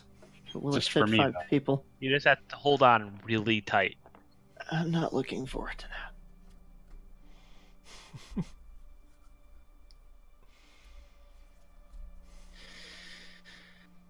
I don't know. I will defer to the rest of the party.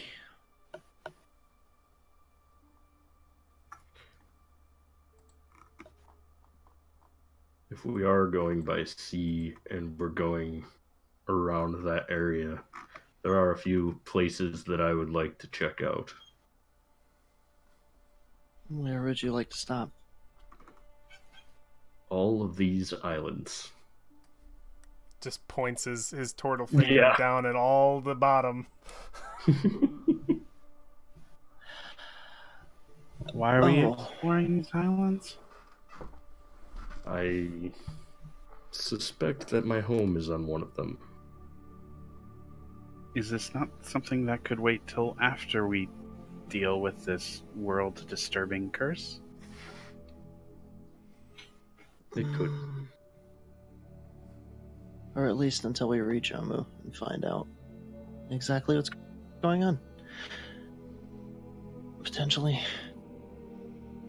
It's not that far of a trip south from there. I would pay for the boat from that point on.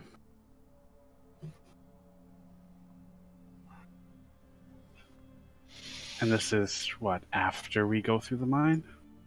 And assume that when we trek all the way back through said mine, which we don't even know if such a journey will be even possible. The boat is still there. We take the boat to all of these islands, going away from our objective, into lands that, frankly, we have no business being in and are probably way out of our purview. Well, So, I would like to bring up the argument once again, because it seems to have been forgotten. Why are we going to Harakmar? We're supposed to be going to Omu. because it's quickest by boat on the map and ducking through a mine rather than scaling the mountain or traveling through an undead-infested jungle. Well, according to this map, I would argue that we would be marching through less undead-infested jungle by not going through the mine. And let's not forget that we're pretty confident that a dragon possesses said mine. So, unless we're also willing to trek through that undead wasteland and contend with a dragon, or at worst fail to contend with that dragon, and then flee through undead-infested jungle with a pissed-off dragon after us. Wait a minute. A To dragon? be, yeah, Harakmar has a dragon, Cinder. Hold on a... What? Do you It's see the what one I'm that trying we to saw say flying here? across. So maybe we should come at Omu from a different angle. She nests in Harakmar? I like this angle. Oh... I mean, I'm just saying, if you guys are looking for Shall we? powerful objects or powerful artifacts, Harakmar's got them. I'm one to search for powerful artifacts, believe me, but searching for powerful creatures... it's not exactly the top of my list. I'm all for acquiring power and strength, etc., etc., but the point of acquiring it is to live through the experience. All right, listen. Dustin, I'm not I mean, not Dustin, Brolin. Brolin. No, just It's- listen. I just need to go there to put my brother's ashes. At the risk of sounding crass, I'm pretty sure his ashes aren't going anywhere. Well, You have they're probably going to Omu, but after that, they can go to Harak. exactly. Your brother's ashes aren't going to expire. You will be able to unleash them wherever you choose and whenever you choose to do it. But people are dying from this curse we are supposed to be lifting. Do you not remember our good friend Samuel Dren, who passed away because we have been taking so long? And that Or God knows He knows. was murdered. brother. Do you really think he was going to last long enough to go to Harakmar and then march our merry way through undead-infested jungle with a dragon at our backs after taking All right, enough. crossing ocean tour of southern islands way outside I of the said- range of any mission that we need to be Alexandria, confronting? I said enough. And do you think I got that my own- your trip through the jungle to your were-tiger friends helped the issue? Well, it certainly left me closer to Omu. And I think arguing over past things, which have no influence over our future decision, really isn't going to get us anywhere. So, I'm just saying, practice what you preach here, Alexander. well, this is me practicing what I preach.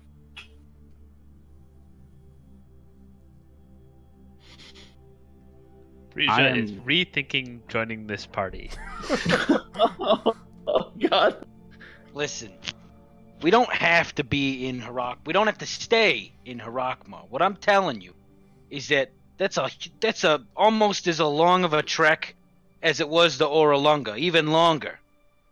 And that's into territory we don't even know about. The undead could be between Refugee Bay in All right. Omu. I have a question for you then, Brolin. Let's say we take this boat. We get to the mine. we deal with God knows whatever lives there, because nothing just lets an abandoned mine sit.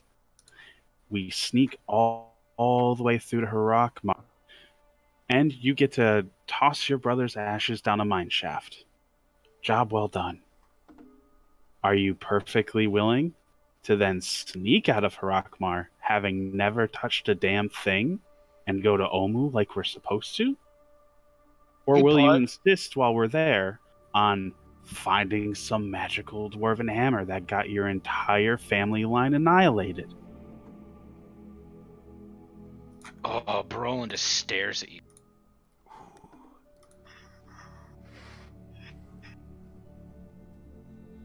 You know, if you told me that before I met you and went in that jungle, I'd beat the shit out of your face. Well, it's not going And to he bring gets any up. of them He back. gets up. He gets up. Stretches a little bit. Yeah. You know what? I won't touch a damn thing, Alexandria.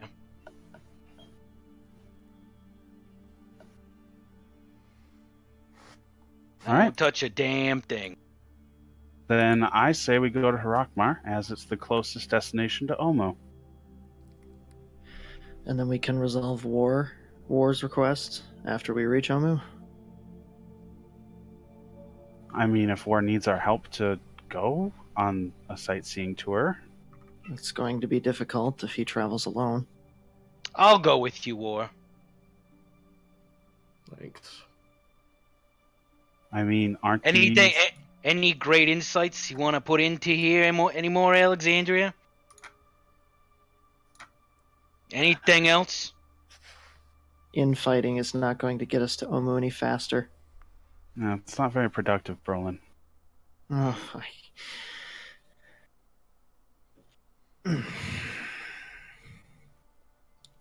So have we decided on a ship?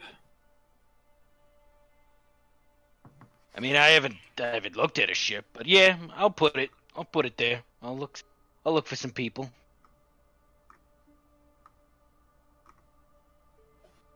Are we done? Does everyone else agree? So we're going by ocean. Yeah. Yes. There will be 2 lanterns in the clock tower.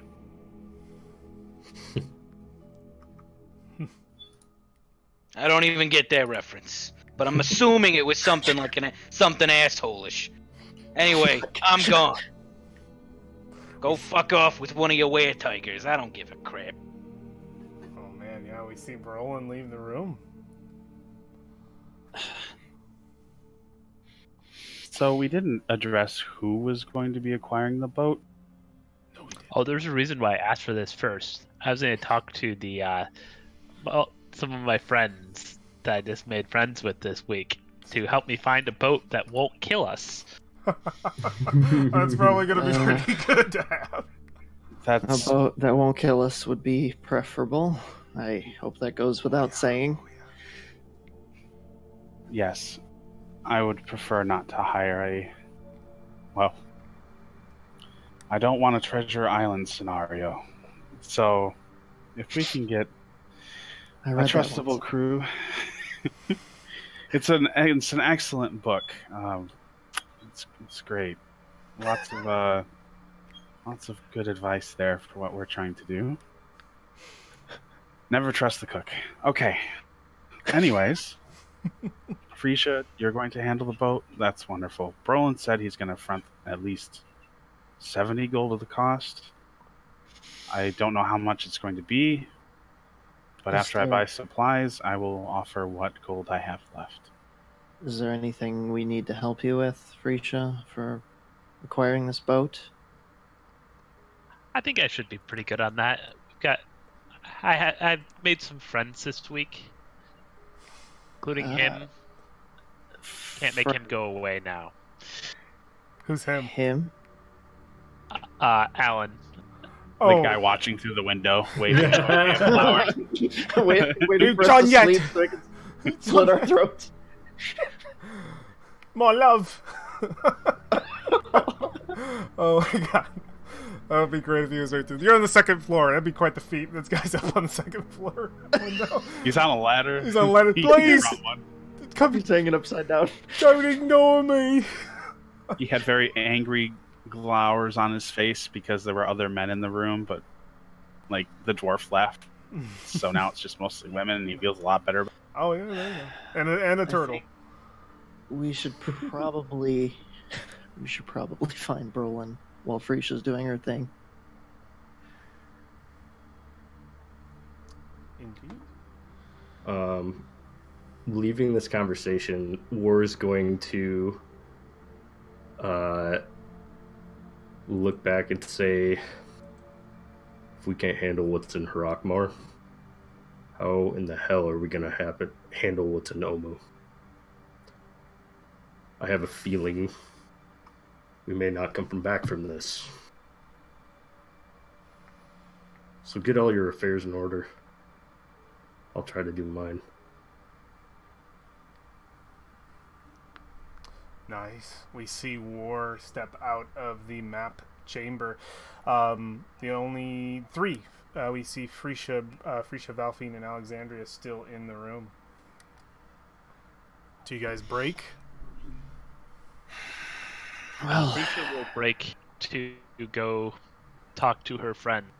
Newly acquired friends. Very good. Waiting for everyone to leave out of earshot. Valfine would turn to Alexandria. Well, that went well. Yeah, you think Brolin would have been more excited that I took his side for once. Is there something bothering you? Between the two of us? Is there... You came out a little strong.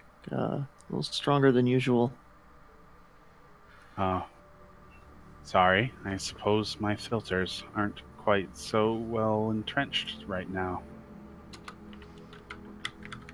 I just told Brolin what needs to be said. There's no point in getting us killed on a family mission that got the rest of his family killed. We have a very important thing to do. And if we die side-trekking, then what was all of this for? I'm more than happy to... Well, no, I'm not happy to help him with that task, but I'd certainly be a lot more amenable to it if we achieved what we set out to do.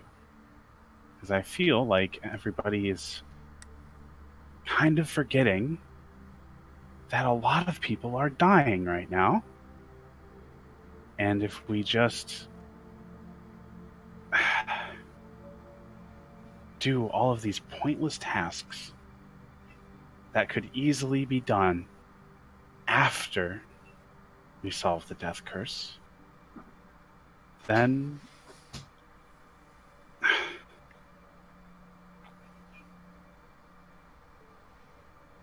we only get so much of Timora's luck. And once that's all spent, I don't think we'll be walking out of this, like War said. I just want to get this done. I want to know that I succeeded in this thing, and then... Well, I don't really think I have to worry about it. You have no plans after? No, I have lots of plans. So many. I'm just not focusing on them because Omu is important. Got it. That and making sure we figure out what is... Well, make sure we figure out what's going on. And she, like, nods towards you. It's important to have something to fight for. And if we sweep into Omu and close out our business, and we have nothing on the other side to look forward to, I think we need everyone's heart in it. Oh, don't worry. My heart's in it. I'm gonna make sure I leave behind a world that the people I care about can live in. I think that's the perfect line to close our map scene upon. We had spoken just recently, and I really like this idea of our closing statements, as it would be, before we get on the boat out of Port Nyanzaru. But if you thought for one moment that I would let y'all leave this city tonight, you're wrong. Yeah, we got more stuff to do. You do have more stuff to do, absolutely. But This is bullshit. I know. Here comes a chain of 5 encounters he's had prepared for an entire month. No. I also still had things on the scenes list. We just went to that. Absolutely. Yeah, that was the scene. We still have scenes that we want to do. I have one major encounter for... So we're leaving right now, so the major encounter has to happen on the boat. No, it does not. It'll happen in port. I'll suck us back in time. I will have to, probably midway through the week for this one. I'm imagining this map scene is closer to probably the last day or last couple of days before you depart Port Nyanzaru, since you would need that time to, as War said, get your affairs in order, which I think would be great to detail for everyone before we take off. But I think we definitely still have scenes left, but we know where we're going. We know what we're going by. We're taking a ship, and we are going to the Jahaka Bay to enter into the worm... What is it? Worm... Crap. I'm off... Not Jahaka Bay. Not Jahaka Bay. What's it called? Wormcrest Mine, I think? The Wormcrest Mine. I believe it's Jahaka Bay, ain't it? No, it's one bay farther down. What are you talking about? Oh, yeah, you're completely right. Fish, whatever the heck that is. We're not on that screen right now. You're absolutely correct. That would be the Shilku Bay. And then from there into the Wormheart Mines and Harakmar. That is the destination that we have chosen as a party. That is locked in for now, unless last minute y'all change. Don't do that to me. My completionist Alex really would like to go to Mesro. Would really like to go everywhere. I mean, those are still points on the map, and it seems like you guys are talking as much about the journey home as you are talking about the journey there. So there's always that.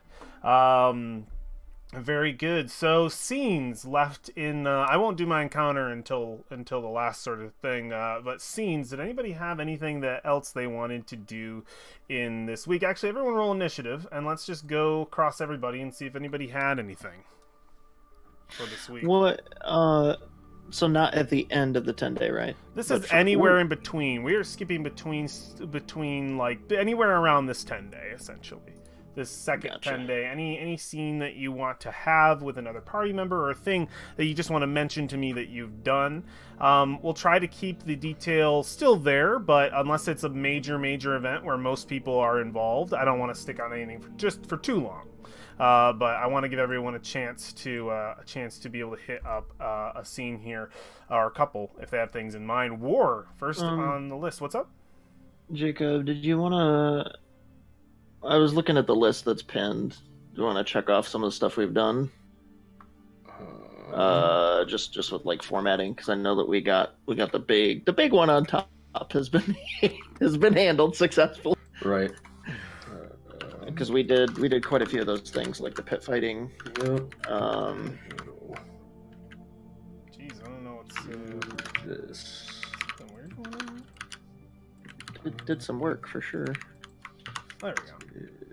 This. Just mark A it lot on of the this list. Where's was- the list? yeah. Is that group notes? At the very top under Oh. table talk, we pinned that several weeks ago. Okay. Oh, in Discord. Okay, very good. Yes, Discord. Cool. Sorry. A lot of this is like war specific near the bottom, I guess, but Okay. the group Okay, stuff okay. is more top side. War. What would you like to highlight in the week? I had some simple like I need to buy ink Yeah. stuff, Yeah. and then Anything and that's, I purchasable believe, unless 10 it's gold. I can just anything do that. purchasable that isn't very unique. If you don't want a scene for it, you can easily Yeah. just grab. I'm totally cool with that. Thanks for letting me Alright. know. For sure, we'd see War in the Market dabbling back and forth. Valfine currently has the map. I've been hanging on to it. I don't remember exactly how I grabbed it, so if we need it, it is with me. Good. At any time, we can zoom back to the map scene, which I think is fine. There's 10 gold in this harbor. I'm guessing it's my 10 gold. Yes.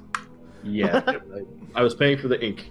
Cool. Any other scenes in War? There were two major things. Wanted to do dino races, Yes, There absolutely. you go. and then I feel like that's a group event. yeah, and then after the second week, you said check back again about hearing from Salhalla about any of the other stuff, because he'll still be spending like most of his free time at nights hanging out with that group. Okay. Yeah, hanging out with Salhalla's group for sure. Yeah, no, they did end up hearing something back at the end of the week. I think we would cut to War with Salhalla, and I think she would be ecstatic with the rest of her party, very excited to bring this news to you at one of the many nights you came to drink with them this 10-day. Say, War, we have some excellent news. We just got a job, and we've been prepaid for it. The people of Snowdown, they're apparently looking for so much work that they're actually reaching out to adventurers across the coasts, even here. And there was an envoy that came here and actually came right to me. I just ended up able to find them. It was almost like magic, really. I just ran into this person, and they offered me and the rest of us a job, pay enough to get there. We will be able to leave within the next couple of days. That's great news. He'll have like a little side smirk that he'll try to hide from them. I think they put like she'll clasp a hand to your shoulder, and the rest of us like, War, we all have some just feeling that you've just been lucky for us. You've drank here every night with us, and our first couple of months was terrible, but ever since you came to our table, things have gotten so much better. And they toast to you, War. You're their lucky charm. Your presence has apparently brought them employment. They're attributing it to that, to Timora's luck, that a rare turtle has come to them, and what luck to meet one, and with that luck has come with it the luck of employment. He'll say, I don't know about all that, but if it's true, I'm glad I could help. Oh, let us just toast to your name, War. And they party with you for sure, and it seems as though their futures are looking a little bit brighter than they did before in the jungles of Chult. Nice. There was a 10% chance of that actually happening. Oh man. Yeah, I rolled 97. I was like, yeah, it's probably not. Oh, okay, good, got it. Nice. And the other thing you said were the dino races. Let me go down the list and see how many other people are going to be attending that before we get into it, because I feel like that's a pretty big scene. Very cool. And then was that everything, War, that you can think of right now? The other things were like researching red dragons and vampires, which were downtime activity possibilities. Yeah, those are a bit beefier. That's out. Okay, cool. Then I think we can move over to Alexandria. Did you have any extra scenes that you wanted to highlight for this 10-day? This is the last chance to throw a scene down. Or alternatively, did you want to join in on the races? The only thing that she has done is she goes up to the Hall of Gold. Okay. And she meets with a representative there to create a will. Excellent. I think we see a gold and black painted chamber with a tall ceiling and a beautiful, luxurious stone obsidian desk, and one of the many priests of the Joaquin in those same black and gold robes with the golden coin symbol around their neck on a chain, and they have a piece of paper and a long quill. It's very very exquisite, like bank office situation, as they pull up the papers and say, "So, you will be needing to write a will, and you will need that to be notarized as well. Well, that will only be a single gold piece to be able to do so, at which point we will keep a record under your name. You will want to give us an alias that is reliable, or at the very least your true name. Or your true name, or at very least an alias that is reliable." You're dealing with an elven woman. Yeah, she stares past her, a good 1,000-yard stare for a few uncomfortable seconds, and then she speaks and says, "Valoria Weiss." Valoria Weiss. She writes down Valoria Weiss under the top of the page. She says, "Do you wish to write this in private, or do you wish me to be with you?" "I would prefer to write it in private, please." She smiles, turns the page, and pushes it over to you. "This office has, well, your gold piece has bought you an hour here. Says you have that long, unless you wish to take this with you and return later." The hour will be fine. "Excellent. Joaquin's wisdom be with you." And she will sit up and leave the chamber, and we see Valoria Weiss, rather, writing her will.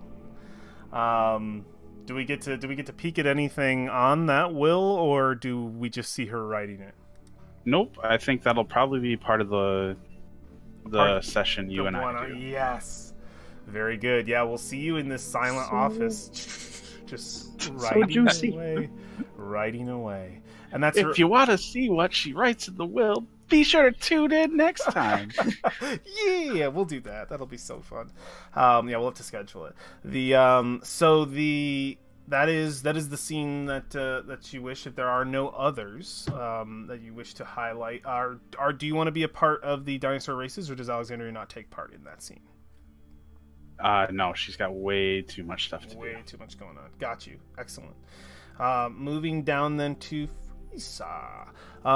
Any scenes that you'd like to have here? No, she is going to go try and befriend the go try and get as much information out of the two guides as possible, and then try and get the merchant to get us a deal on the boat. Oh, yeah. Oh, excellent. Yeah, so you're pulling in two favors. I do want to go to the dinosaur races too, but I think my date is going to accompany me. Your date is going to accompany you to the dinosaur races. That is freaking perfect. Very, very cool. So it let's see. That's River Flask and Wine. Yeah, I think we would see a scene of you sort of working together, bringing this sort of merchant to River Flask and Wine. You've convinced this merchant, I imagine something. I'm not sure what you've convinced him of to get his patronage, or possibly it's just your friendship with him. He enjoys your company and he's willing to pay some of the cost for a ship. And of course, River Flask. What is it? One moment, let me get the full name. There's too many damn names in this game. Let me bust this open. It's River Mist. Let me see here. Pulling it open, I gotta go Port Nyanzaru. River Mist and Flask of Wine. River Mist and Flask of Wine, and they say, "Well, of course, the fastest boat is ours."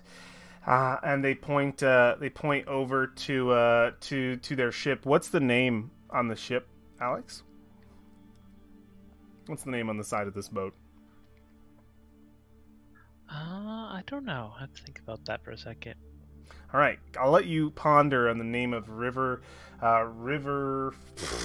Mist, and I'm gonna call him River and Flask. Okay, if that's okay with you guys. Okay. I will not be able to remember River and Flask. They easily offer their sloop that they are able to effectively man with just the two of them. It seems small, but definitely big enough to carry a party of adventurers quite swiftly. It can go quite fast. Probably one of the fastest boats. Not quite close to the Brazen Pegasus, but it is a fast boat, Frisa. And they guarantee you that they can get you pretty much anywhere in Chult in less than a 10-day. You can cut their price, which is normally 10 gold pieces, down to 5 gold pieces a day, as your merchant friend is going to pay off a significant amount, or pay a significant amount to them to cut their price down for you. So, Frisha, you've secured a ship, of which you still have to name, for the party, a sloop built for speed. Very good. That was the only thing you wanted to make sure you had collected. Yeah, those are my main. Okay. The dinosaur races. And the dinosaur races. Frisa's gonna be at the dinosaur races with Alan. Excellent. Valfine. Between work days at the Temple of Gond, we'll need to purchase some ink. Okay. As well. You can do that. Just put all money you spend in the harbor word.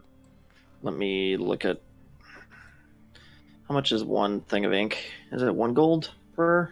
I believe it's a little bit more. Or Trying to pull it up here. how much is ink? What's up? How much is ink? 10 gold. 10 gold for an ink vial. Oh, okay. It's quite expensive. Yeah, Alexandria would know. Complain for days if you let me. Two inks. 2 ink vials. And Excellent. we're doing the not special ink that costs 10 times more. Yeah. It's true. Very, very expensive ink. So yeah, we definitely see Valfine doing that, buying the ink, and we'll probably same time around war would be, or maybe not. It's a 10-day. There's a lot of time there. Any other individual scenes that you would like Valfine to do, or quick things you'd like to say that she's doing? And also, do you want to join the dinosaur races? I don't have money to join the dinosaur races. You could just be there to watch. I can be on the sideline probably, but I won't be able to afford to participate, unfortunately. But I think after she starts doing starting her normal work routine, normal job at Temple of Gond, there are a couple nights during the 10 days she comes home and she doesn't sleep or trance. Nothing too crazy, but she is never able to like bed down. Okay. As the week draws to a close, does that start to happen? Yeah, as exhausted as she is, she can't seem to be able to rest. And it's not necessarily like 2 in a row or anything like that. It's just occasionally throughout the week. She'll have a night where she's up awake. Oh man. It's gonna be on your way to the harbor on the day you leave that you find Alexandria's gift. That's gonna be that moment before it's like you heading down to the harbor, grabbing all your stuff. Oh no! That would be the moment when that happens. So you'd be stepping onto this boat with her gift in your pocket. Cool. Is there anything else that you'd like to detail, or is that what we see of Valfine in the remainder of the week? Ink was the big thing. Yep. Working. There's not. I mean, if you're good, you're good. I guess in her downtime, after work, Mm-hmm. is there any way I can thumb through Volo's guide occasionally? Yeah, absolutely. You could start peeking through. Again, the knowledge in Volo's guide is absolutely up to you, Josh, and what you look up and what you want to know in the moment.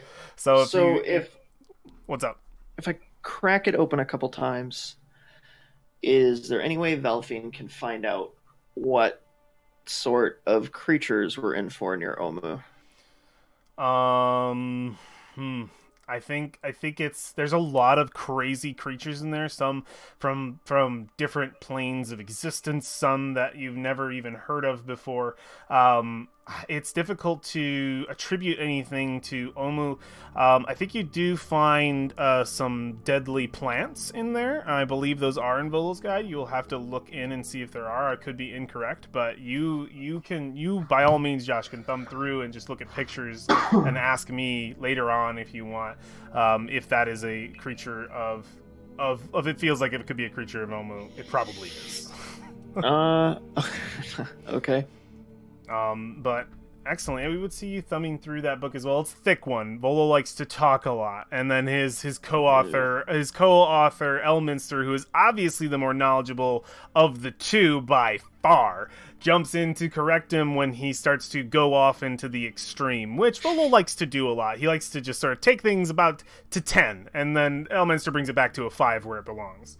They have a shitty editor. Yeah. It's rough. It's rough. Self-published. Excellent. Our tip is the Mako's Bite. The Mako's Bite. Please, someone write it down somewhere. Mako's Bite. Does it have jump jets? I'm gonna put that on my names to remember. A jump jets. Is it from something? Mako's Bite. I love that. Well, the it's Mako's a type of Bite. shark. Oh, that's perfect. The Mako's Bite, the fastest ship next to the Brazen Pegasus on these waters.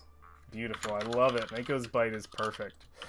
Excellent. So we would come to a close on the Valfine scenes and over to the individual scenes. Over to Brolin, last on the initiative list here. Brolin, what scenes do we have left for you here before dinosaur races and before my encounter? Okay, Brolin's got 2 things he's got to do. Okay, what is it?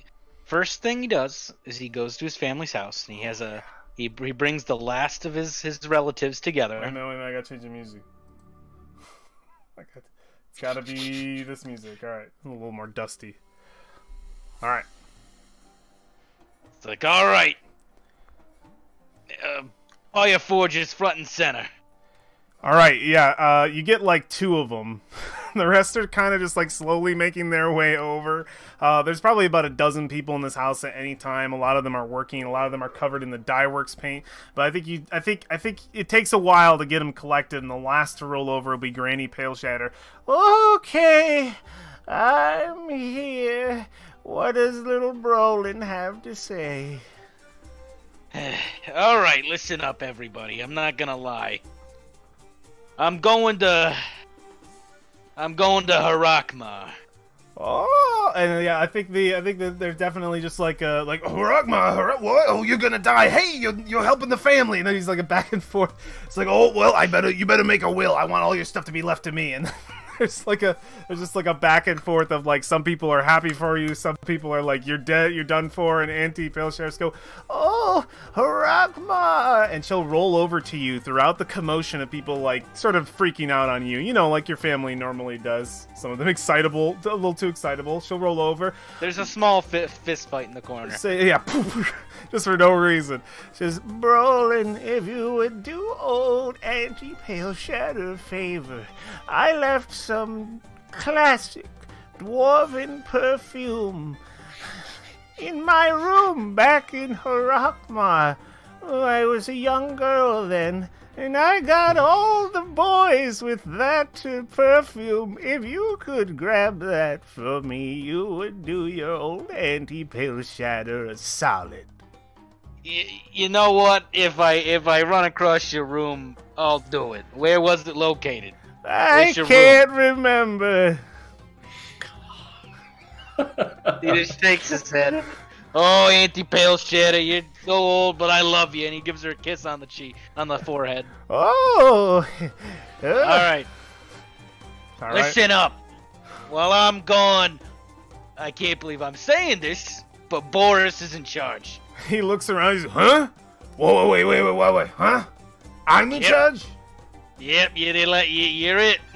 He just listen. I can and he looks at Jimmy. He's on his leg and he's biting on him. He's like, no biting my knees. Stop biting my knees, Jimmy. He smacks him. He's just like, listen, I got a lot to handle you. You gotta pick somebody else. No, it's gotta be you. And he's just like, he looks at you and he's just like, oh, bro, I'm gonna kill you for this. And all these people are going over to him like, oh, listen, Boris, I need a loan. I need some money. He's like, I don't have any money. And it's just like he just gets taken over by your family. They are a raucous bunch, Brolin. He will have a good night feasting with them. Excellent. As a kind of a farewell, but he's got one last thing when he leaves the house. Well, that was your first thing. What's your last thing? He goes, I imagine, to the Thundering Lizard. Ooh. And he sits down next to a very familiar tabaxi. That's probably not expecting him. He looks over to you. He has a drink in his hand and he says, Brolin Fireforge, to what do I owe the pleasure? We've been at this for a little bit, haven't we? It's back and forth. Yes. Takes You a sip made of my his life beer. miserable. Do you Yeah. remember? Well, I just remember winning, but Yes. yeah, I didn't realize that. I At the imagine time. you do not remember how I was starving in the streets for weeks after that without any gold, without anyone able to hire me. I'm sure you don't remember my suffering. No, You were too I busy didn't. basking in your glory. and I'm sorry. You've stolen many things from me, Brolin. And yet again, you stole my victory with your foolishness in the ring. And he says, Vlad, you won, fair and square. I didn't win a thing, Brolin. That bloody arena killed you because you didn't know how to dodge a dart. No, I didn't. And it hit me right in the face too. That's true. It did. Listen, I wish it was me and my blade instead of the dart. I'm going somewhere pretty dangerous. Leaving again, are you, Brolin? Yeah. When you come My back, fight was my heart wasn't in that fight, Vlad. he I looks got two to- big things I gotta do. I might not come back from them. But I'll tell you what. If I get back, you still want to fight me mano a mano? We don't have to go in the ring. Brolin Fireforge. If you go out into that jungle, I'm not going to stop you. But God's help you if you die. Because I will find your soul and bring it back from the hells if I have to kill you myself. He tears up a little bit. It's the nicest thing anyone's ever said to me. He says, He's like, all right, you got a deal. do not grow weak in the jungle. When you come back, I will be stronger than before. I And bet the you arena will Vladdy. be much different. He's like, I'll keep you to it. And he clunks his mug together to Vlad's. You spill over his drink and he just says, that's fine. I didn't want to drink it anyway. And he stands I'll up get from you the another drink. Calm down. And he goes, he just goes, do not think for one moment that we are friends, Brolin. We are enemies, as we always will be. And he puts a coin on the table. Buy this dwarf another drink. Good luck in Chult. Buy this tabaxi another drink. He says, use his money to buy him drinks. And he steps away from the bar and over to his friends, not wanting to talk to you. He's still bitter over his failure. That's the most conversation you can get out of him, and you're lucky to get that. We just Okay. start a rumor throughout the bar that he just ran away from Brolin. Oh no! Oh my god! I think Kavisha that has her own personal feud against his fans. Roll a d20. I want to see how effective that is. give me a persuasion check for a deception check rather. That's the same roll.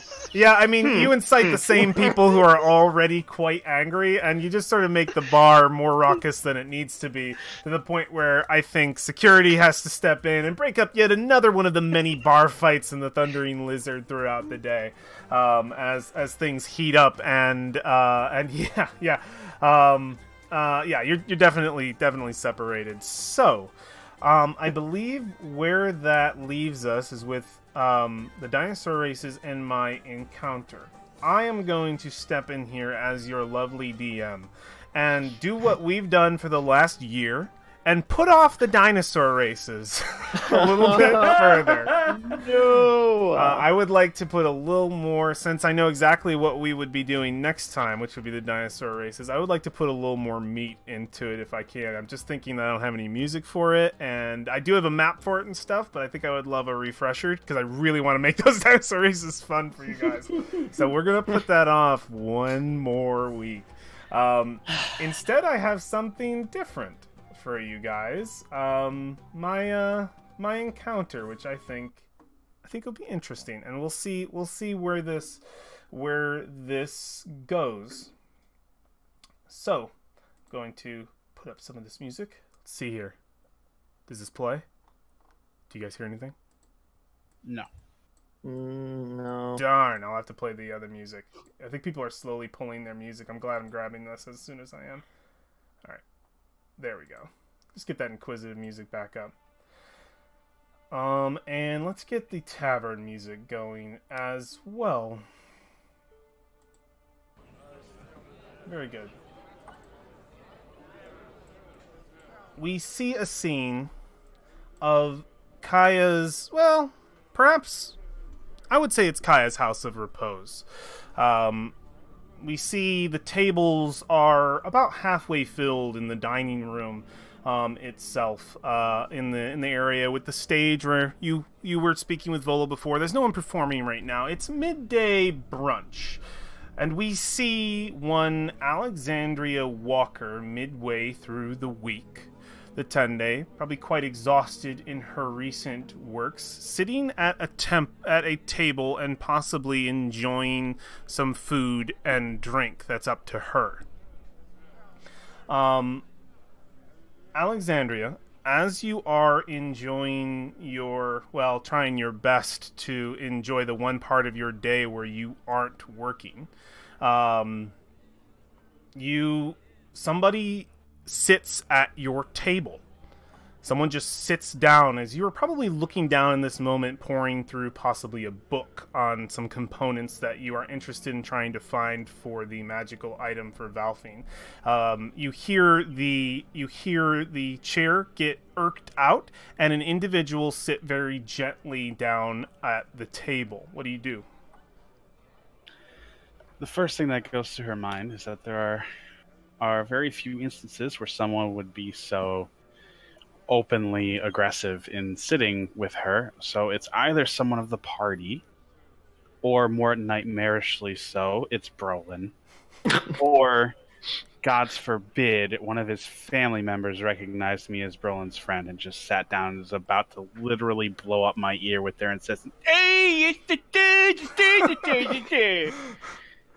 So her shoulders immediately lift up, like she's expecting just her whole moment of the best piece she can get right now to be ruined by dwarves, and she shoots a side eye to see who this person is. Yeah, you look up. We see that getting ready for just somebody you do not. That would just be absolutely, you're expecting Brolin or one of his family members or a member of the party. You look up to see none of those. But you do see a familiar face.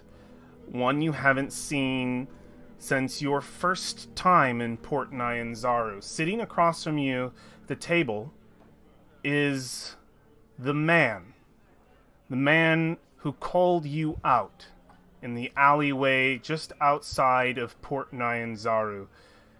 The man who threatened you, that if you were to ever steal anything again from the port, that it would be your last time doing so.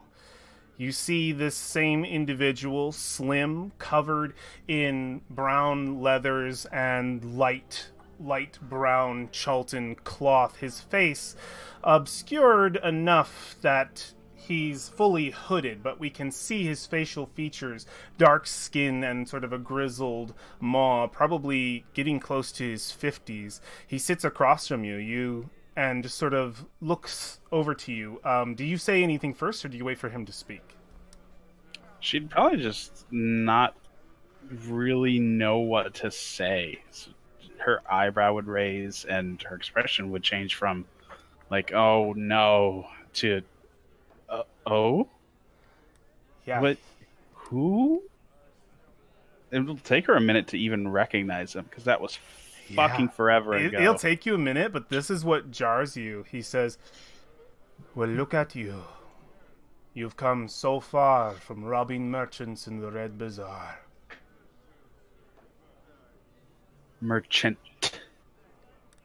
Smiles, and he says, it was only one, wasn't it?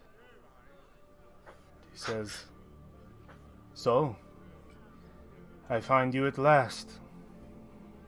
Took me a long time to get in here, but here I am, with you once again. She's going to turn a page from the diagram about glass blowing that she's been reading. And she will say, yep, you found me. Good job. What is it? I don't think you know how difficult it was for me to get in the walls. But...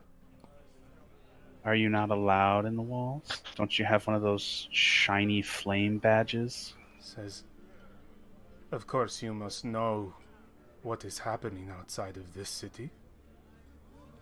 No? I haven't spent much time. Well, you'll have to be more specific. Says, the occupation.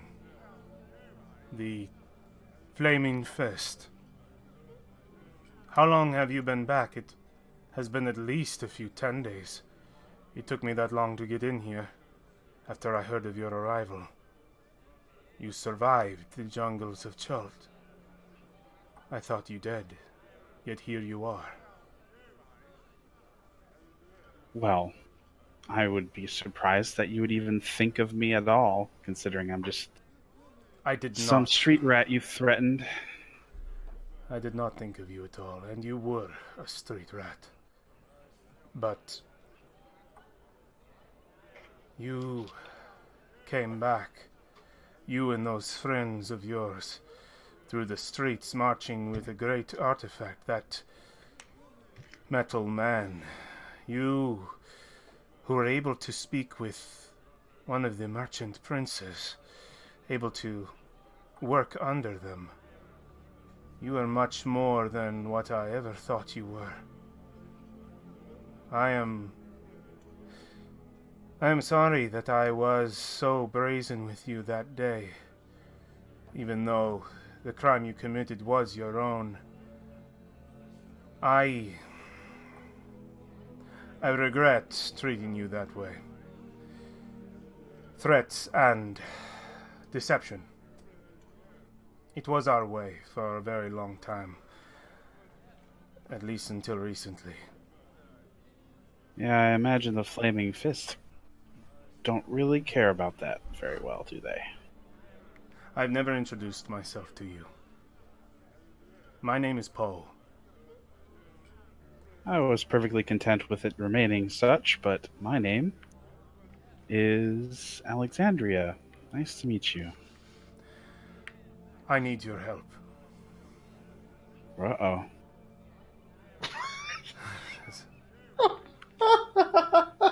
You and your friends. You have to be strong to survive this jungle. Don't think I don't know that. If you're looking for strength, I am the wrong person to talk to. I have a turtle and regrettably, I will admit, a dwarf that you should be speaking to. Yes, but I'm sure that you also could help me, and you are the only one I spoke to before, and the only one I could come to right now. I want you to perfectly understand what it took for me to get exactly where I am now. I am a very wanted man. I don't know if you know this, but there are not only merchant princes. There are others, too, who claim the title. Beggar princes, we call ourselves. This port used to survive on thievery, honest thievery, that kept a balance among the rich and the poor. That world, our world, is being threatened. But obviously that is not something you can solve. But there is something that you could do. Something to help me, and I think I have something you want. That's gonna have to be a big want. He holds out his hand, and from the hand you see a slow magical glow emanate from his palm. Rising from its center, you see a gem. It shines at you not just with the value of a rare stone, but with a magic, a powerful magic. He says, "This is an elemental gem, a fragment of a primordial.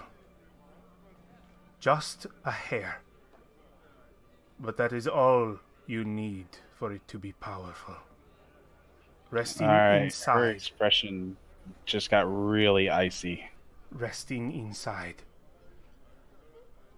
is an elemental that will serve one who wields it. This is a very... well, let's just say you don't come by these every day. No, you don't.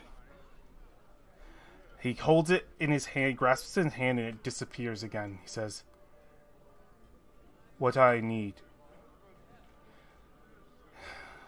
he says, "the Flaming Fist.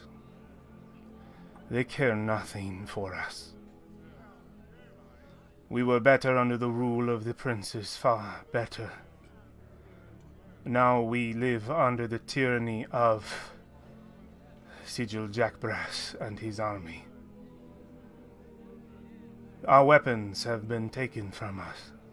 Our people cannot defend themselves. We are left to their mercy. And my resources, the resources of all beggar princes, are dwindling. We lost something. I lost something. My son and many other children have gone missing in the old city, disappearing in the night. The Flaming Fist will do nothing. The merchant princes will not listen to our pleas. They do not hear behind the high walls. The guards of the city do not come out where the Flaming Fist is. Our people are suffering in more than one way, but you and your friends found a way out of that jungle, found that thing, a needle in a haystack." Says, "The children, they go to play in places. They run from their homes. You see, they are not allowed out in the streets because of Flaming Fist law. They are tired. They grow weary in confined spaces, and so they leave when they can. I have learned that they have made their way to the refuse pit a few times, and some of them have returned, but some of them haven't. I have gone myself, but I found nothing. They're just gone. And I do not wish to risk delving any deeper into that place alone. Listen. Many adventurers go out into the jungle and die, but you did not, and you are here. When I learned of your return, I knew what I had to do.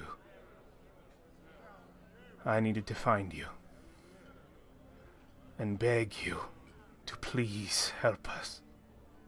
Something is taking our children.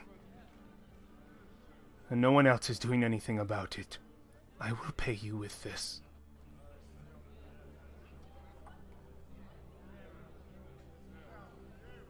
So, you want me to march my companions down into this charmingly named place to find children or to find what happened to them? Either. And you said you want me to bring you with us. If you would have me, but if you would rather work alone, I will respect that. How will I contact you, should we succeed? You can find me in one of the Bega palaces, the tallest one, at the highest peak. I will be there for the next couple days or so. This is not a task I think anyone in the city can perform other than you. Whatever is taking these children. Some of the children have complained of hearing things in their heads. Whispers. I don't know what we're dealing with. I cannot guarantee I can convince my friends to do this thing, especially for, in their eyes, no reward. This would be their reward. You could sell it, you could use it. It is a powerful artifact. Very old. Tell them of it. I have another question for you. Please. Of the resources still available to you, or perhaps you have those still loyal enough to serve at your word, we have need of both this treasure and a boat. Do you have any sailors you could trust? I do. Then, with that additional prize, I can almost guarantee that my allies will wish to see this through. Do we have a deal? We do. But to be clear, I do not have a boat, but I do have crew. People who would work for you without a price if they would know their children will return to their home. Skilled well, that's sailors. a bit of a problem. I don't have a boat. Says, I will see what I can do. Alright. You will be able to tell me when we next meet. Tallest palace, highest tower, correct? Yes, in the old city. It will be out of the eyes or the purview of the fist. Very well. Is Very there well. anything else? Says, no. This meeting, well, other than your companions, it did not happen. He says, good luck to you. And if you do this, I will owe you a debt of I will owe you a debt of gratitude that I may not be able to repay. And Well, let's just hope it can be redeemed in boats. Let us hope. He will immediately get up and slip away into the shadows to no longer be seen by your eyes or any in this room. He is an expert thief. He's gone. He blends in. Alexandria. I check my belongings. You have everything. You have everything. Okay. How do you present this to the party? This is my encounter for you. You guys can take it or you can leave it. It's up to you. Alexandria will be presenting it to you. You can set the scene if you wish, Kyle. I'd probably try and snag everybody in the common room. Okay, yeah, absolutely. This would be before. This would be midweek. Okay. So, still lacking quite a bit of sleep, she will get everyone to begrudgingly meet. I imagine that would be more difficult to get Brolin and War to show up, but they can't sleep anywhere else as far as she's aware, so... So the party is gathered, called to by Alexandria to meet in the map room. What do you want? All right. So I have some news. News? An acquaintance of mine has offered us a degree of assistance that I think we should accept in exchange for performing a notable public service. There are children going missing outside of the city. Yes, Brolin. What is wonderful about conversation is if you let me finish, that very question would be answered. So... Go on, no, go on. Oh, thank you for your permission. I will make use of that and continue. Again, there are children going missing outside of the city. We don't know what is having them go missing. However, the individual I spoke to mentioned that children have mentioned voices in their heads. I don't know how experienced any of you are with things of a magical nature, but this is either a magical individual who is particularly skilled or some heinous creature that is able to psionically reach out to people. Either one of those is terrible. Ed? Yes. Book. Would, either Volos, or would I be able to roll an Arcana check to at least come up with some kind of idea what might be causing that? Yeah, if you want to make one. Let me see something really quick. Okay. Okay. Nothing in Volo's guide that you've read so far is going to help you. Great, of course. Volo, you useless bastard! Well, the book was it was essentially free. It's only as good as Tinder. Yeah, go ahead and make an Arcana check. What of War, Freesia, and Brolin, your response to this? Telling me something's abducting the children. Yes, something is taking children, obviously against their will. They leave against the wishes of their parents and somehow sneak past the quarantines enacted by the Fist and then see themselves disappearing in a place wonderfully named the Refuse Pit. So I imagine it smells as great as its name implies. Oh, fantastic. Well, Brolin, count me in. You're a native of this place. I'm assuming the Refuse Pit has been around before the Fist. Do I know what the refuge pit is? Yeah, you know the Refuse Pit. That's where everyone puts all of their essentially their waste. It is what some people deem to be a bottomless pit. Not many people have gone down in it or found a bottom per se, but no matter how much trash is thrown in there, way back, even in Omnian days, dated that the Refuse Pit has just always taken garbage, and it seems to just slowly digest.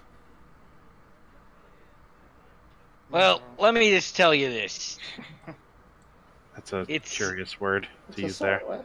It's a sarlacc pit. Let me just tell you this. A long time ago, the people at Chult found a bottomless pit, and someone got the bright idea to throw all their garbage into it. And that's how it's been for hundreds of years. Yeah. Alexandria is just slowly just curling her lips back into her mouth until it's just a thin line. Yeah, The idea it's is just so good. it's not a pleasant place. I don't know why kids are going down there. I imagine not entirely of their own choosing, though it does seem to be a place where the Fist's influence is lesser, enough that they feel like they can play there. It smells so But bad they're- they won't go there. All right. Well, if you say, Brolin, that it is that heinous of a stench, which I'm very willing to believe, then I don't think kids are going to play there of their own will. So they're being lured there. And if we put a stop to it, this individual will provide us with a crew to sail a boat out. And if they can, they will provide the boat as well. Which Wow. should hopefully save us quite a bit of money. You know, I don't know about that. I just want to save these kids. It is literally my job to save these kids. It literally is. Don't have a boat. We have a crew, no boat. They are looking into the boat option. I do realize that a crew with no boat really doesn't get you very far, but I think they'll come through with the boat. How much does a boat generally cost? A Quite a few bit. thousand gold. Hmm. Depending. Did we ever stop to question how truthful this individual may have been? Well, considering the first time I met them, they threatened to kill me, and now they so came. What Now- you're saying is we're starting from a negative on the scale of 0 to 10. Well,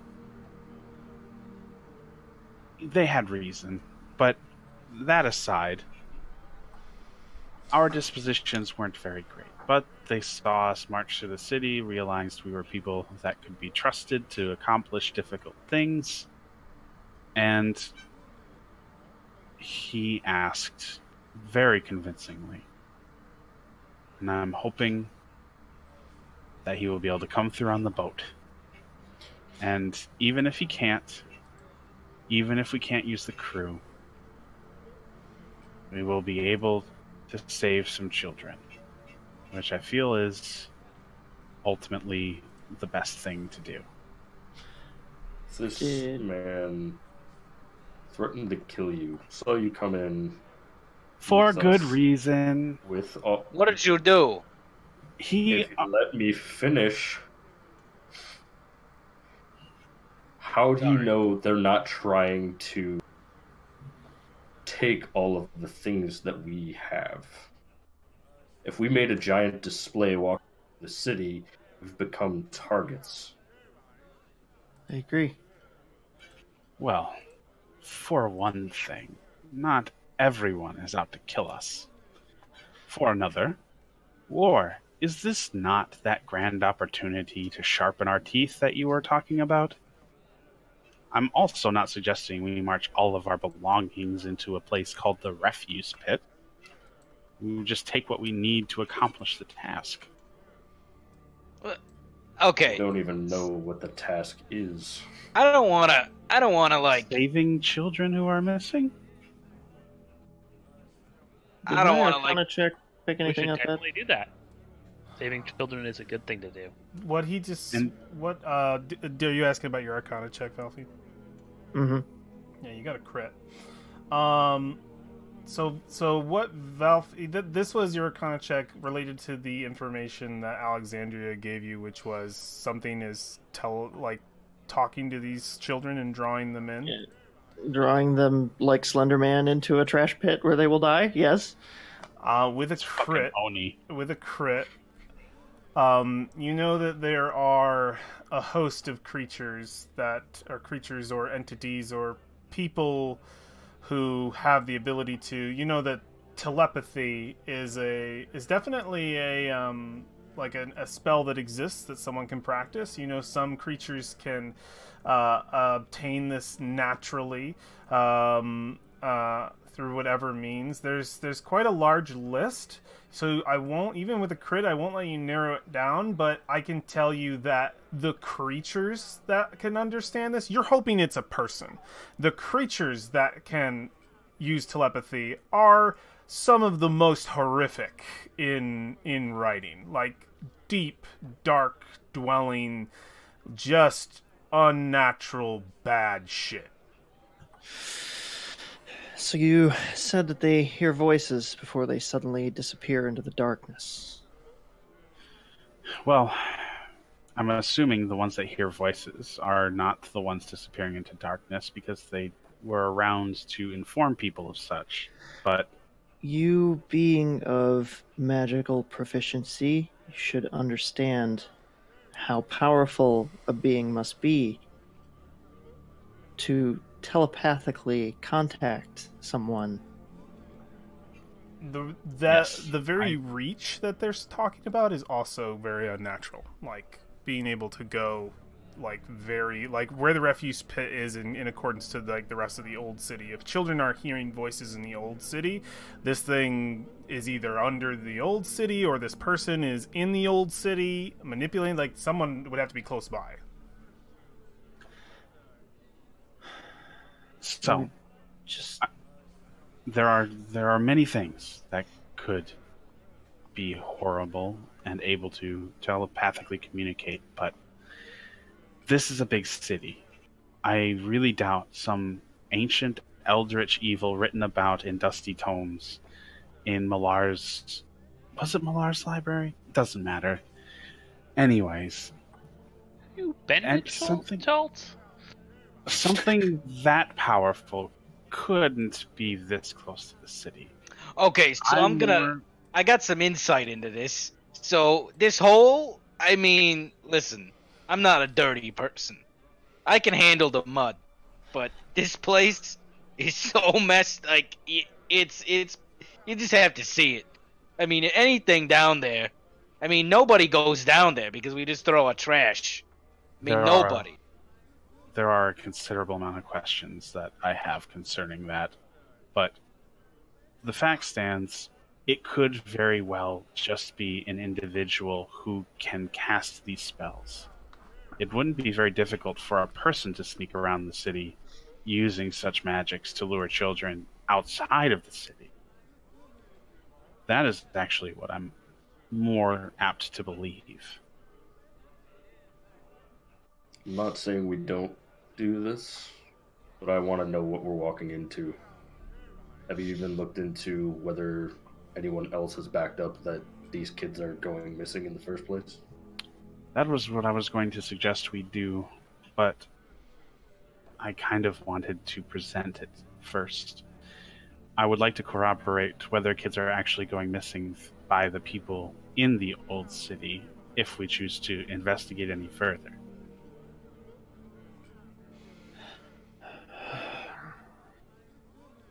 It's risky. extremely. Well, Even if we succeeded and it was everything that we wanted. I would question whether it's any more risky than marching through an abandoned dwarven mine and taking down a dragon, which we seemed more than excited to do earlier. Which is also a means to an end. Is this before or after that discussion? After. It could be after if it makes more sense for you guys.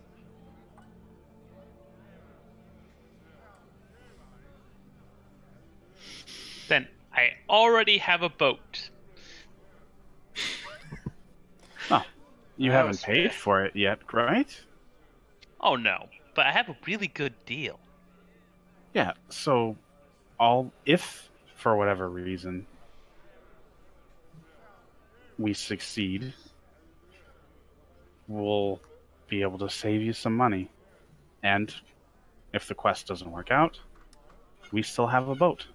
For rather cheap, apparently.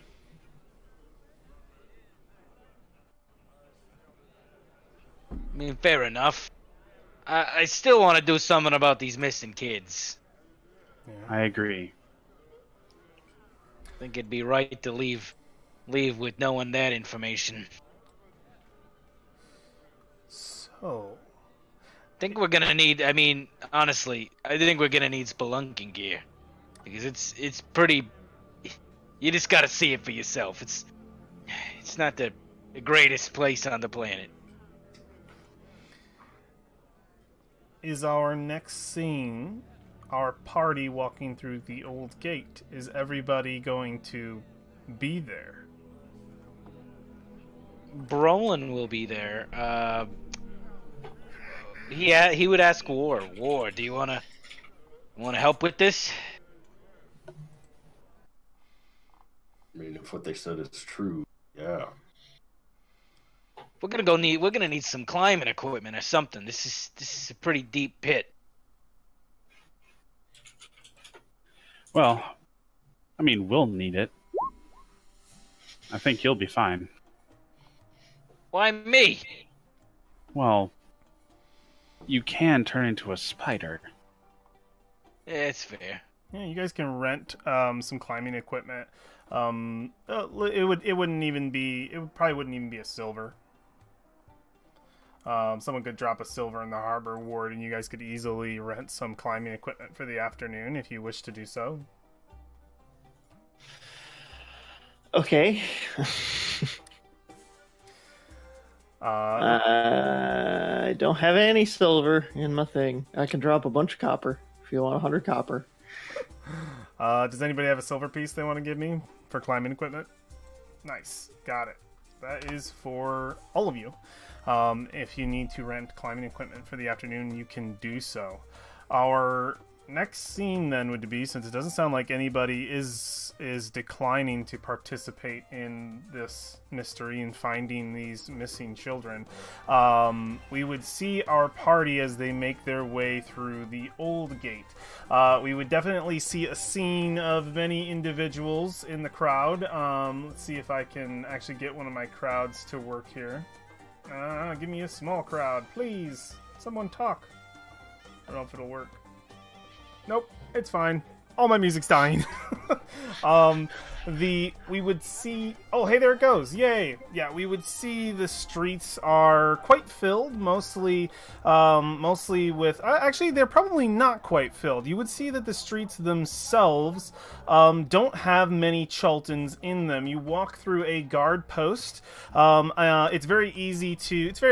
all it costs is a little bit of gold, and if you're not wanted for anything, or a little bit of coin, it would be like a couple copper pieces. I'm not even going to take them from you guys.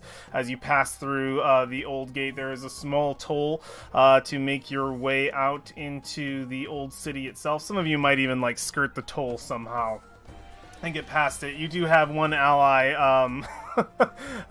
is Frisia's boyfriend in this situation. You would step out into a mostly it's been almost completely occupied by Flaming Fists. You see very few Chultans, and what Chultans you do seem to be mercenaries possibly employed by the Fist itself. You see Executioner's Run, and it has been completely sort of reconstructed to become the same functional thing, but under the control of the Fist, and a lot less wild. There are walls on either side. Spectators are no longer allowed. The execution stays the same. They were happy enough with the brutality, but they would like it to be a more private event and not something that you'll also notice at the other end of the pit, the way out, like the way to climb out, there isn't one. So it's pretty much you go in this pit and good luck. Like there's no way out. It's not fair. It's pretty much just go down the Executioner's Run and you die at the end. Brolin doesn't like that. Yeah, it's pretty bad. You can see that the Flaming Fist over the giant bridge that arcs across many flaming fist banners making their way through. They've completely moved in, completely taken over. You see very few Chultans outside of where you actually are able to peek at them. You see them inside of the palaces, inside of the many pyramids, is where you will notice Chultans, and they are mostly inside, indoors, either poking their heads out. They're not out in the streets like they normally are. What are you guys doing?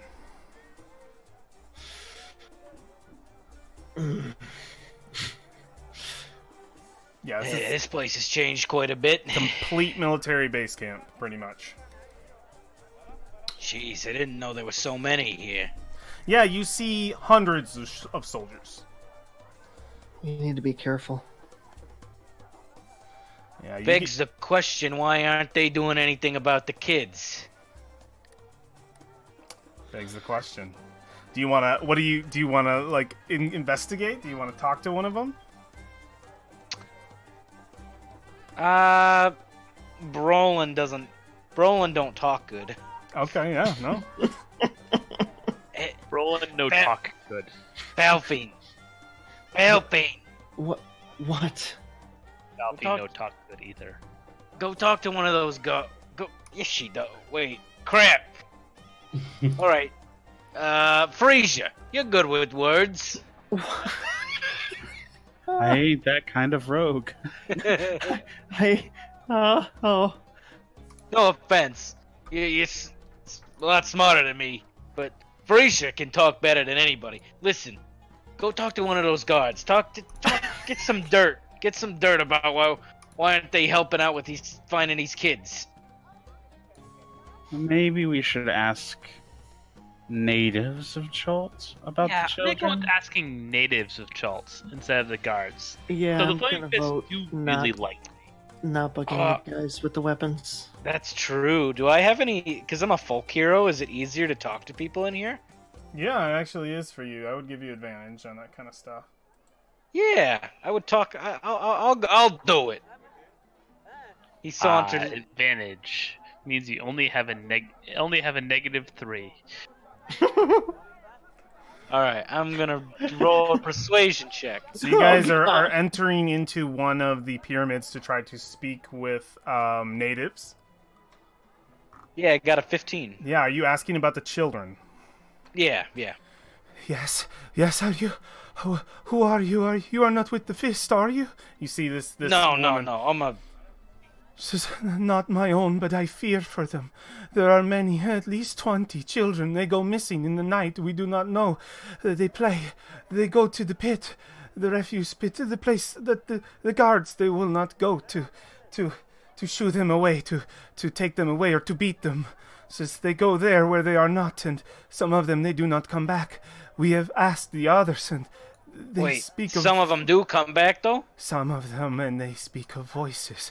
Something calling to them. I do not know. It is a curse or something. Can you take me to one of these kids? Yes. And she will lead the party. Wait, before we go. Alexandria! Who is right there next to you already. Oh. He still screamed that though. Yes, he does. Oh. Yeah. Don't blame me. I thought you're never this close to me. Ever. Within earshot. Anyway, all right. Here, take us to the kid. Excellent. She takes you deeper in past the entrance to the pyramid, and this is when you start to step into the human soup that is these beggar palaces, or what they have become. Many people, many of the wide windows of the beggar palaces have been draped over, basically blocking any sight to sort of hide the best they can from the fist within and whatever kind of law or tyranny. There is safety in numbers, and they have essentially been corralled inside of these pyramids.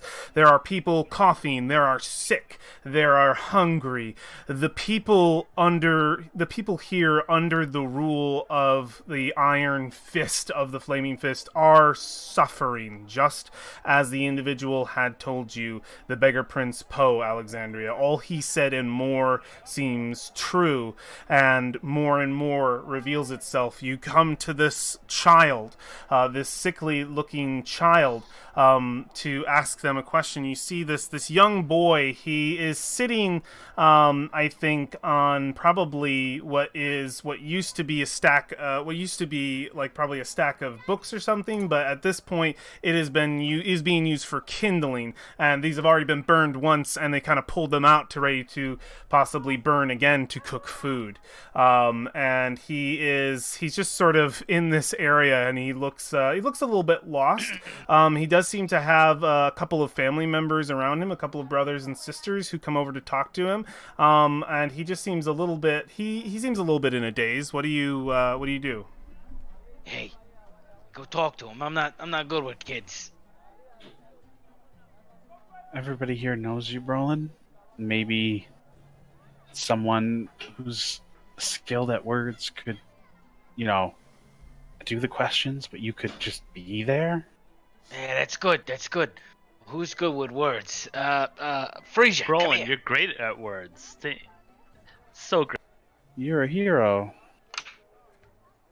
Yeah, let's just go. We don't let the heroes talk, though. There's a reason for that. All right, Brolin, you approach this young boy, probably no older than 6. Never meet you. He seems to be chewing on a ration. Hey, little buddy. He looks up at you, and he looks a little bit scared, and he's chewing on like a piece of cooked meat. You're not sure where it came from, or if it even is meat. And he looks up at you, just scared. Doesn't say anything. I give him a good berry.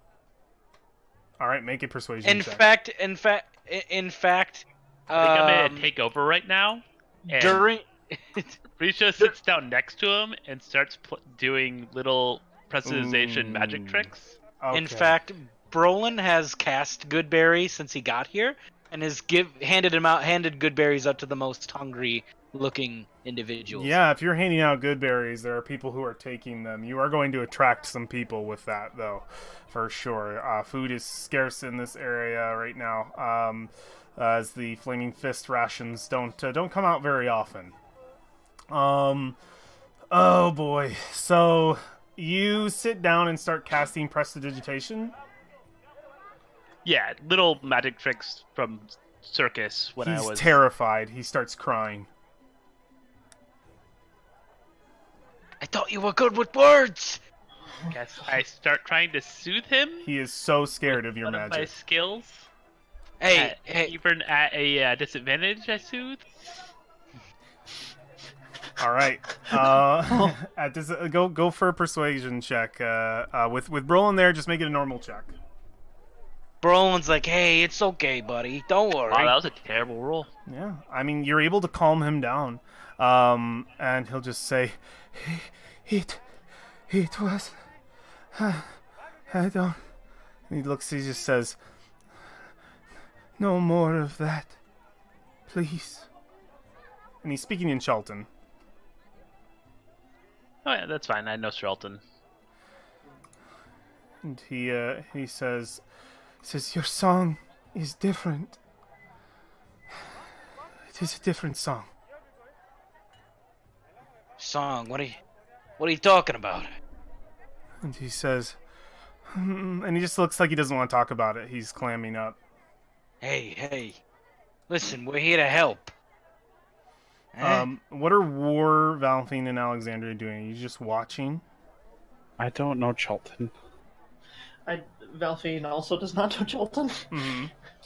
Or just So listening. I guess just looking on. Okay. With a very worried face when he starts being scared of the prestidigitation. Yeah, especially when they upset the kid. I mean, there's going to be obvious reaction there, but yeah, he starts climbing up like he doesn't want to talk about it. What do you say, Brolin? It's like, hey, don't worry. We're here. We're gonna fix things. And then he looks and he says, you can fix. Yeah. Yeah, we're gonna get rid of whatever's happening. We're gonna fix it. You'll save But- my friends. Yeah, where are they? They followed the other children. My other friends. They come up and beg us to play. I wanted to go,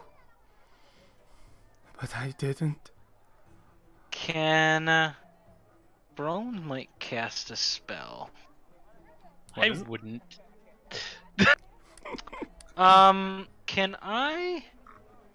Can I roll an Arcana check? For what? Brolin is the spellcaster. Brolin wants to know if he's under the influence or he's suffering from the after effects of a magical spell. Yeah, you can make an Arcana check to see if that, like, if there's like any telltale signs of that. You won't be able to get any details about it, but maybe you can get like a bit. Yeah, give me a quick Arcana.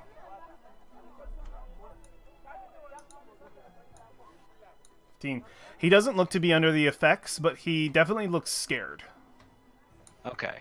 He doesn't like magic, Okay. especially not the prestidigitation. So he kind of looks. He'll look towards Frieza, and then back to the kid. You don't like magic, do you? Did someone cast magic? Did you meet someone who could cast magic? It scared you? My friends, they looked like tricks, like that. And he Like magic. points over and says, they don't look real anymore, Great. but the music is very pleasant. It's music. Look to Frieza. Do you know anything about this? Well, there's lots of things that can lull with music. What kind of music? What kind of music does he is playing? Also, Frieza pulls out a piece of paper and starts making a cool little folded thing to give him. Like, Okay. little origami thing. Yeah, he takes it, he'll take it from you and look at it. Thank you. And he'll just sort of play with it a little bit and like pull it around a little bit and just he seems distracted with the toy. It's making things a little better. Say, what kind of music was playing? Says, it was pleasant. I can't remember the song. Ooh, excuse me. They think my family, it is a curse. Bathsheba and her bad luck.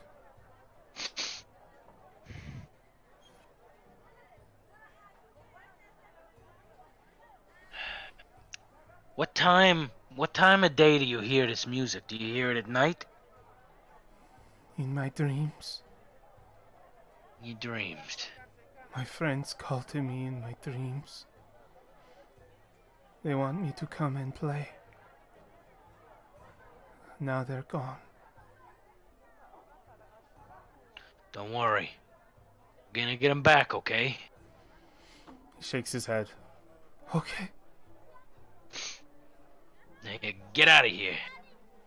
this Go, is go. this is my house. Oh. Leave! Are you robbing? Go to the other pyramid now.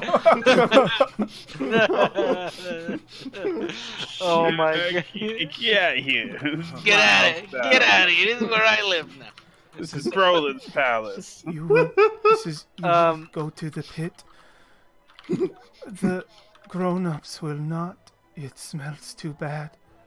If you go to the pit, you will hear the music, and it will never leave you.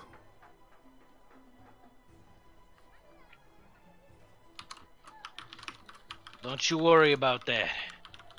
We're tough.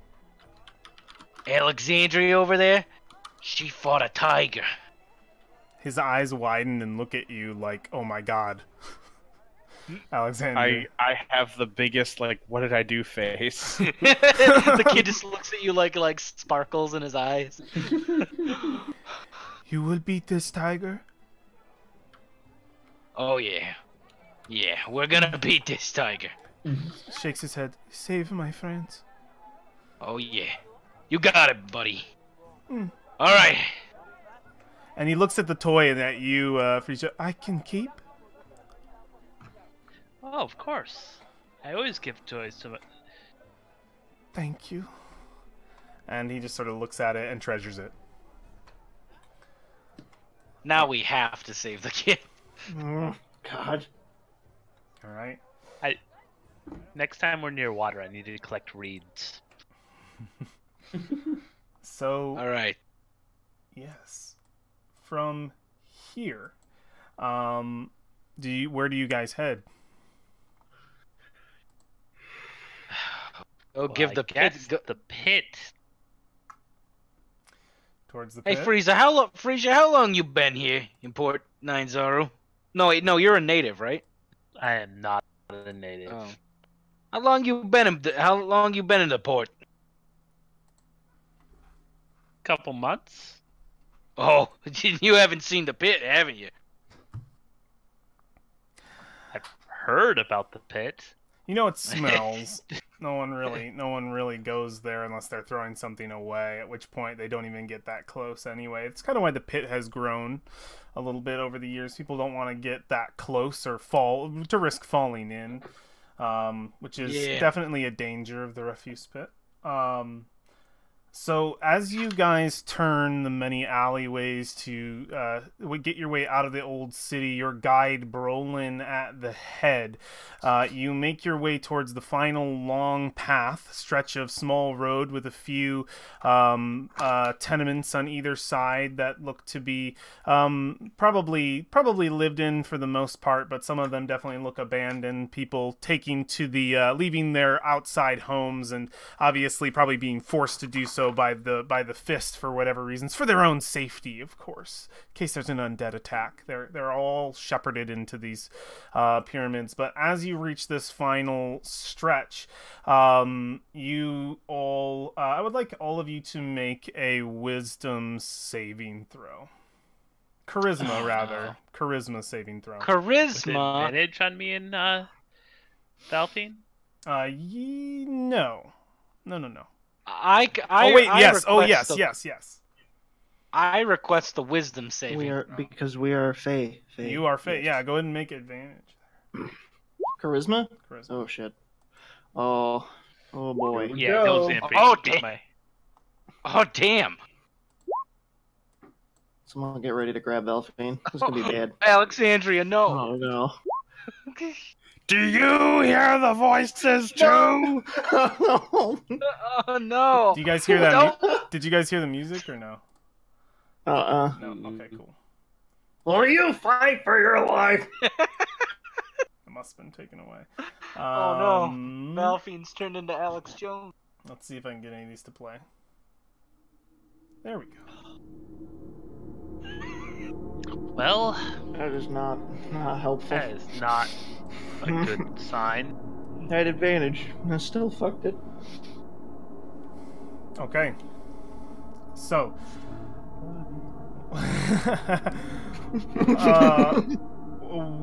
War, Alexandria, and Valphine. The three of you see at the very end of the alley a child. They are completely alone, and they are facing away from you towards the refuse pit ahead. You can see the stench, the visible stench of the pit rising up from it. And this child is ahead of you, possibly close to its edge. You three see a child standing there, as real as any. Brolin and Frisia, you see something a little different. You see a child, but Around it is a green haze, unnatural and swirling through its being. It is not wholly... It is transparent, this child. War Alexandrian Valthine, you hear a song inside your head. Down, down, deep below. And Brolin and Freesia, you hear it more as a whisper, a mumble. It's not quite piercing its way to you. We will play throughout the day.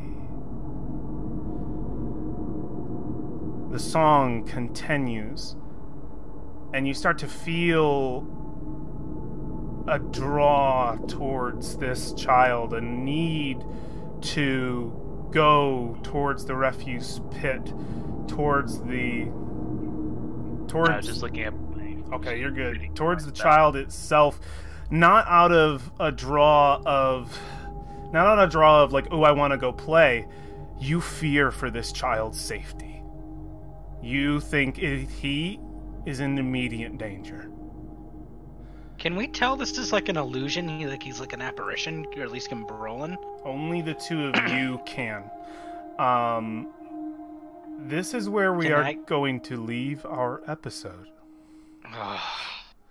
We are going to drop off right here. And we are going to come back next week and find out what our 3 individuals who failed their charisma saves, who wholly believe there is a child in front of them that they could save, and if you don't act, that something terrible is going to happen to that child. And the other 3 of you who seem to have seen through part of this as to not being wholly true. And we'll come back with that dynamic and see how we react and what our party members do and how they deal with the missing children. How they deal with the missing children deep below. At level 6, I could just counter this all on my own. Well, you're not there yet. I still have you at level 5. Speaking of levels, do we get any XP? For what? I don't know. War pit stop. Well, maybe if you deal with what's here, and it poses a real challenge to you guys, you would get XP. If it poses a challenge. Depending on what it is, we don't know. But yeah, that could be a possibility for the future. I punched the kid. How much XP did I get? Punch the kid. Go to strike the child. The child punches. I mean, if that's what Alexandria will do with a 3, I feel like you out of anybody. Oh man, I feel like there has to be some kind of pull there for sure. We must save the child. Just like, Alexandria, what are you doing? There's no kid there. Yeah, that should be... Oh god, how are we gonna stop war? Oh god. I know, war especially is gonna be like, oh yeah, okay, I'll have protection. to grapple. I'll have to grapple fucking war. I'll have to stop him. Yeah, he's fun. He's right on the edge, man. He's right on the edge of that cliff. Oh god, he's rage. Oh, I guess Windball doesn't stop people. I'm just looking through my random things. Oh, yeah. Well, I think it'll be quite interesting to come back to this. This will be fun. This will be cool. So war For might just you. get suggested to. That's true. You might have to do that to him. I don't know how he'll feel about that afterwards. I mean, you may save his life with it. Who knows? Who knows? But yeah, hopefully we'll come back with the rest of this incursion and then possibly some dinosaur races that I'll be so much more prepared for. Don't worry, guys. Someday we'll get to those dinosaur races. Very, very good. Excellent. I'm going to close out the stream. Thank you to those who joined me in chat. If you were chatting, so sorry that we don't interact with that. We don't let it distract us, but I do check those messages later if I have the possibility of doing so. But thank you for joining me, whether you were lurking, whether you were chatting. If you're watching later, super appreciate you stopping by. I'd like to thank my amazing cast, of which we cannot see any of the cameras of this week, unfortunately, because of Roll20 shenanigans. So they are here, I promise. They're behind these pictures. I have friends. They're real. I have friends.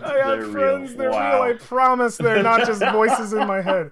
Well, maybe he failed his charisma saving throw. Maybe I did. Coincidentally, he makes all of our voices. I just do all of these.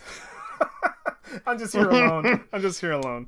Very, very good. Excellent. You can catch me on Wednesday playing some more D&D. We are going to be playing, goodness, what's it called? Dragon Horde. Waterdeep Dragon Heist is what we are playing on Wednesday. Same time. So you can catch me then. Wherever you are in the world, friends, morning, noon, or night, make it a good one. Take care, everybody. Bye! Bye.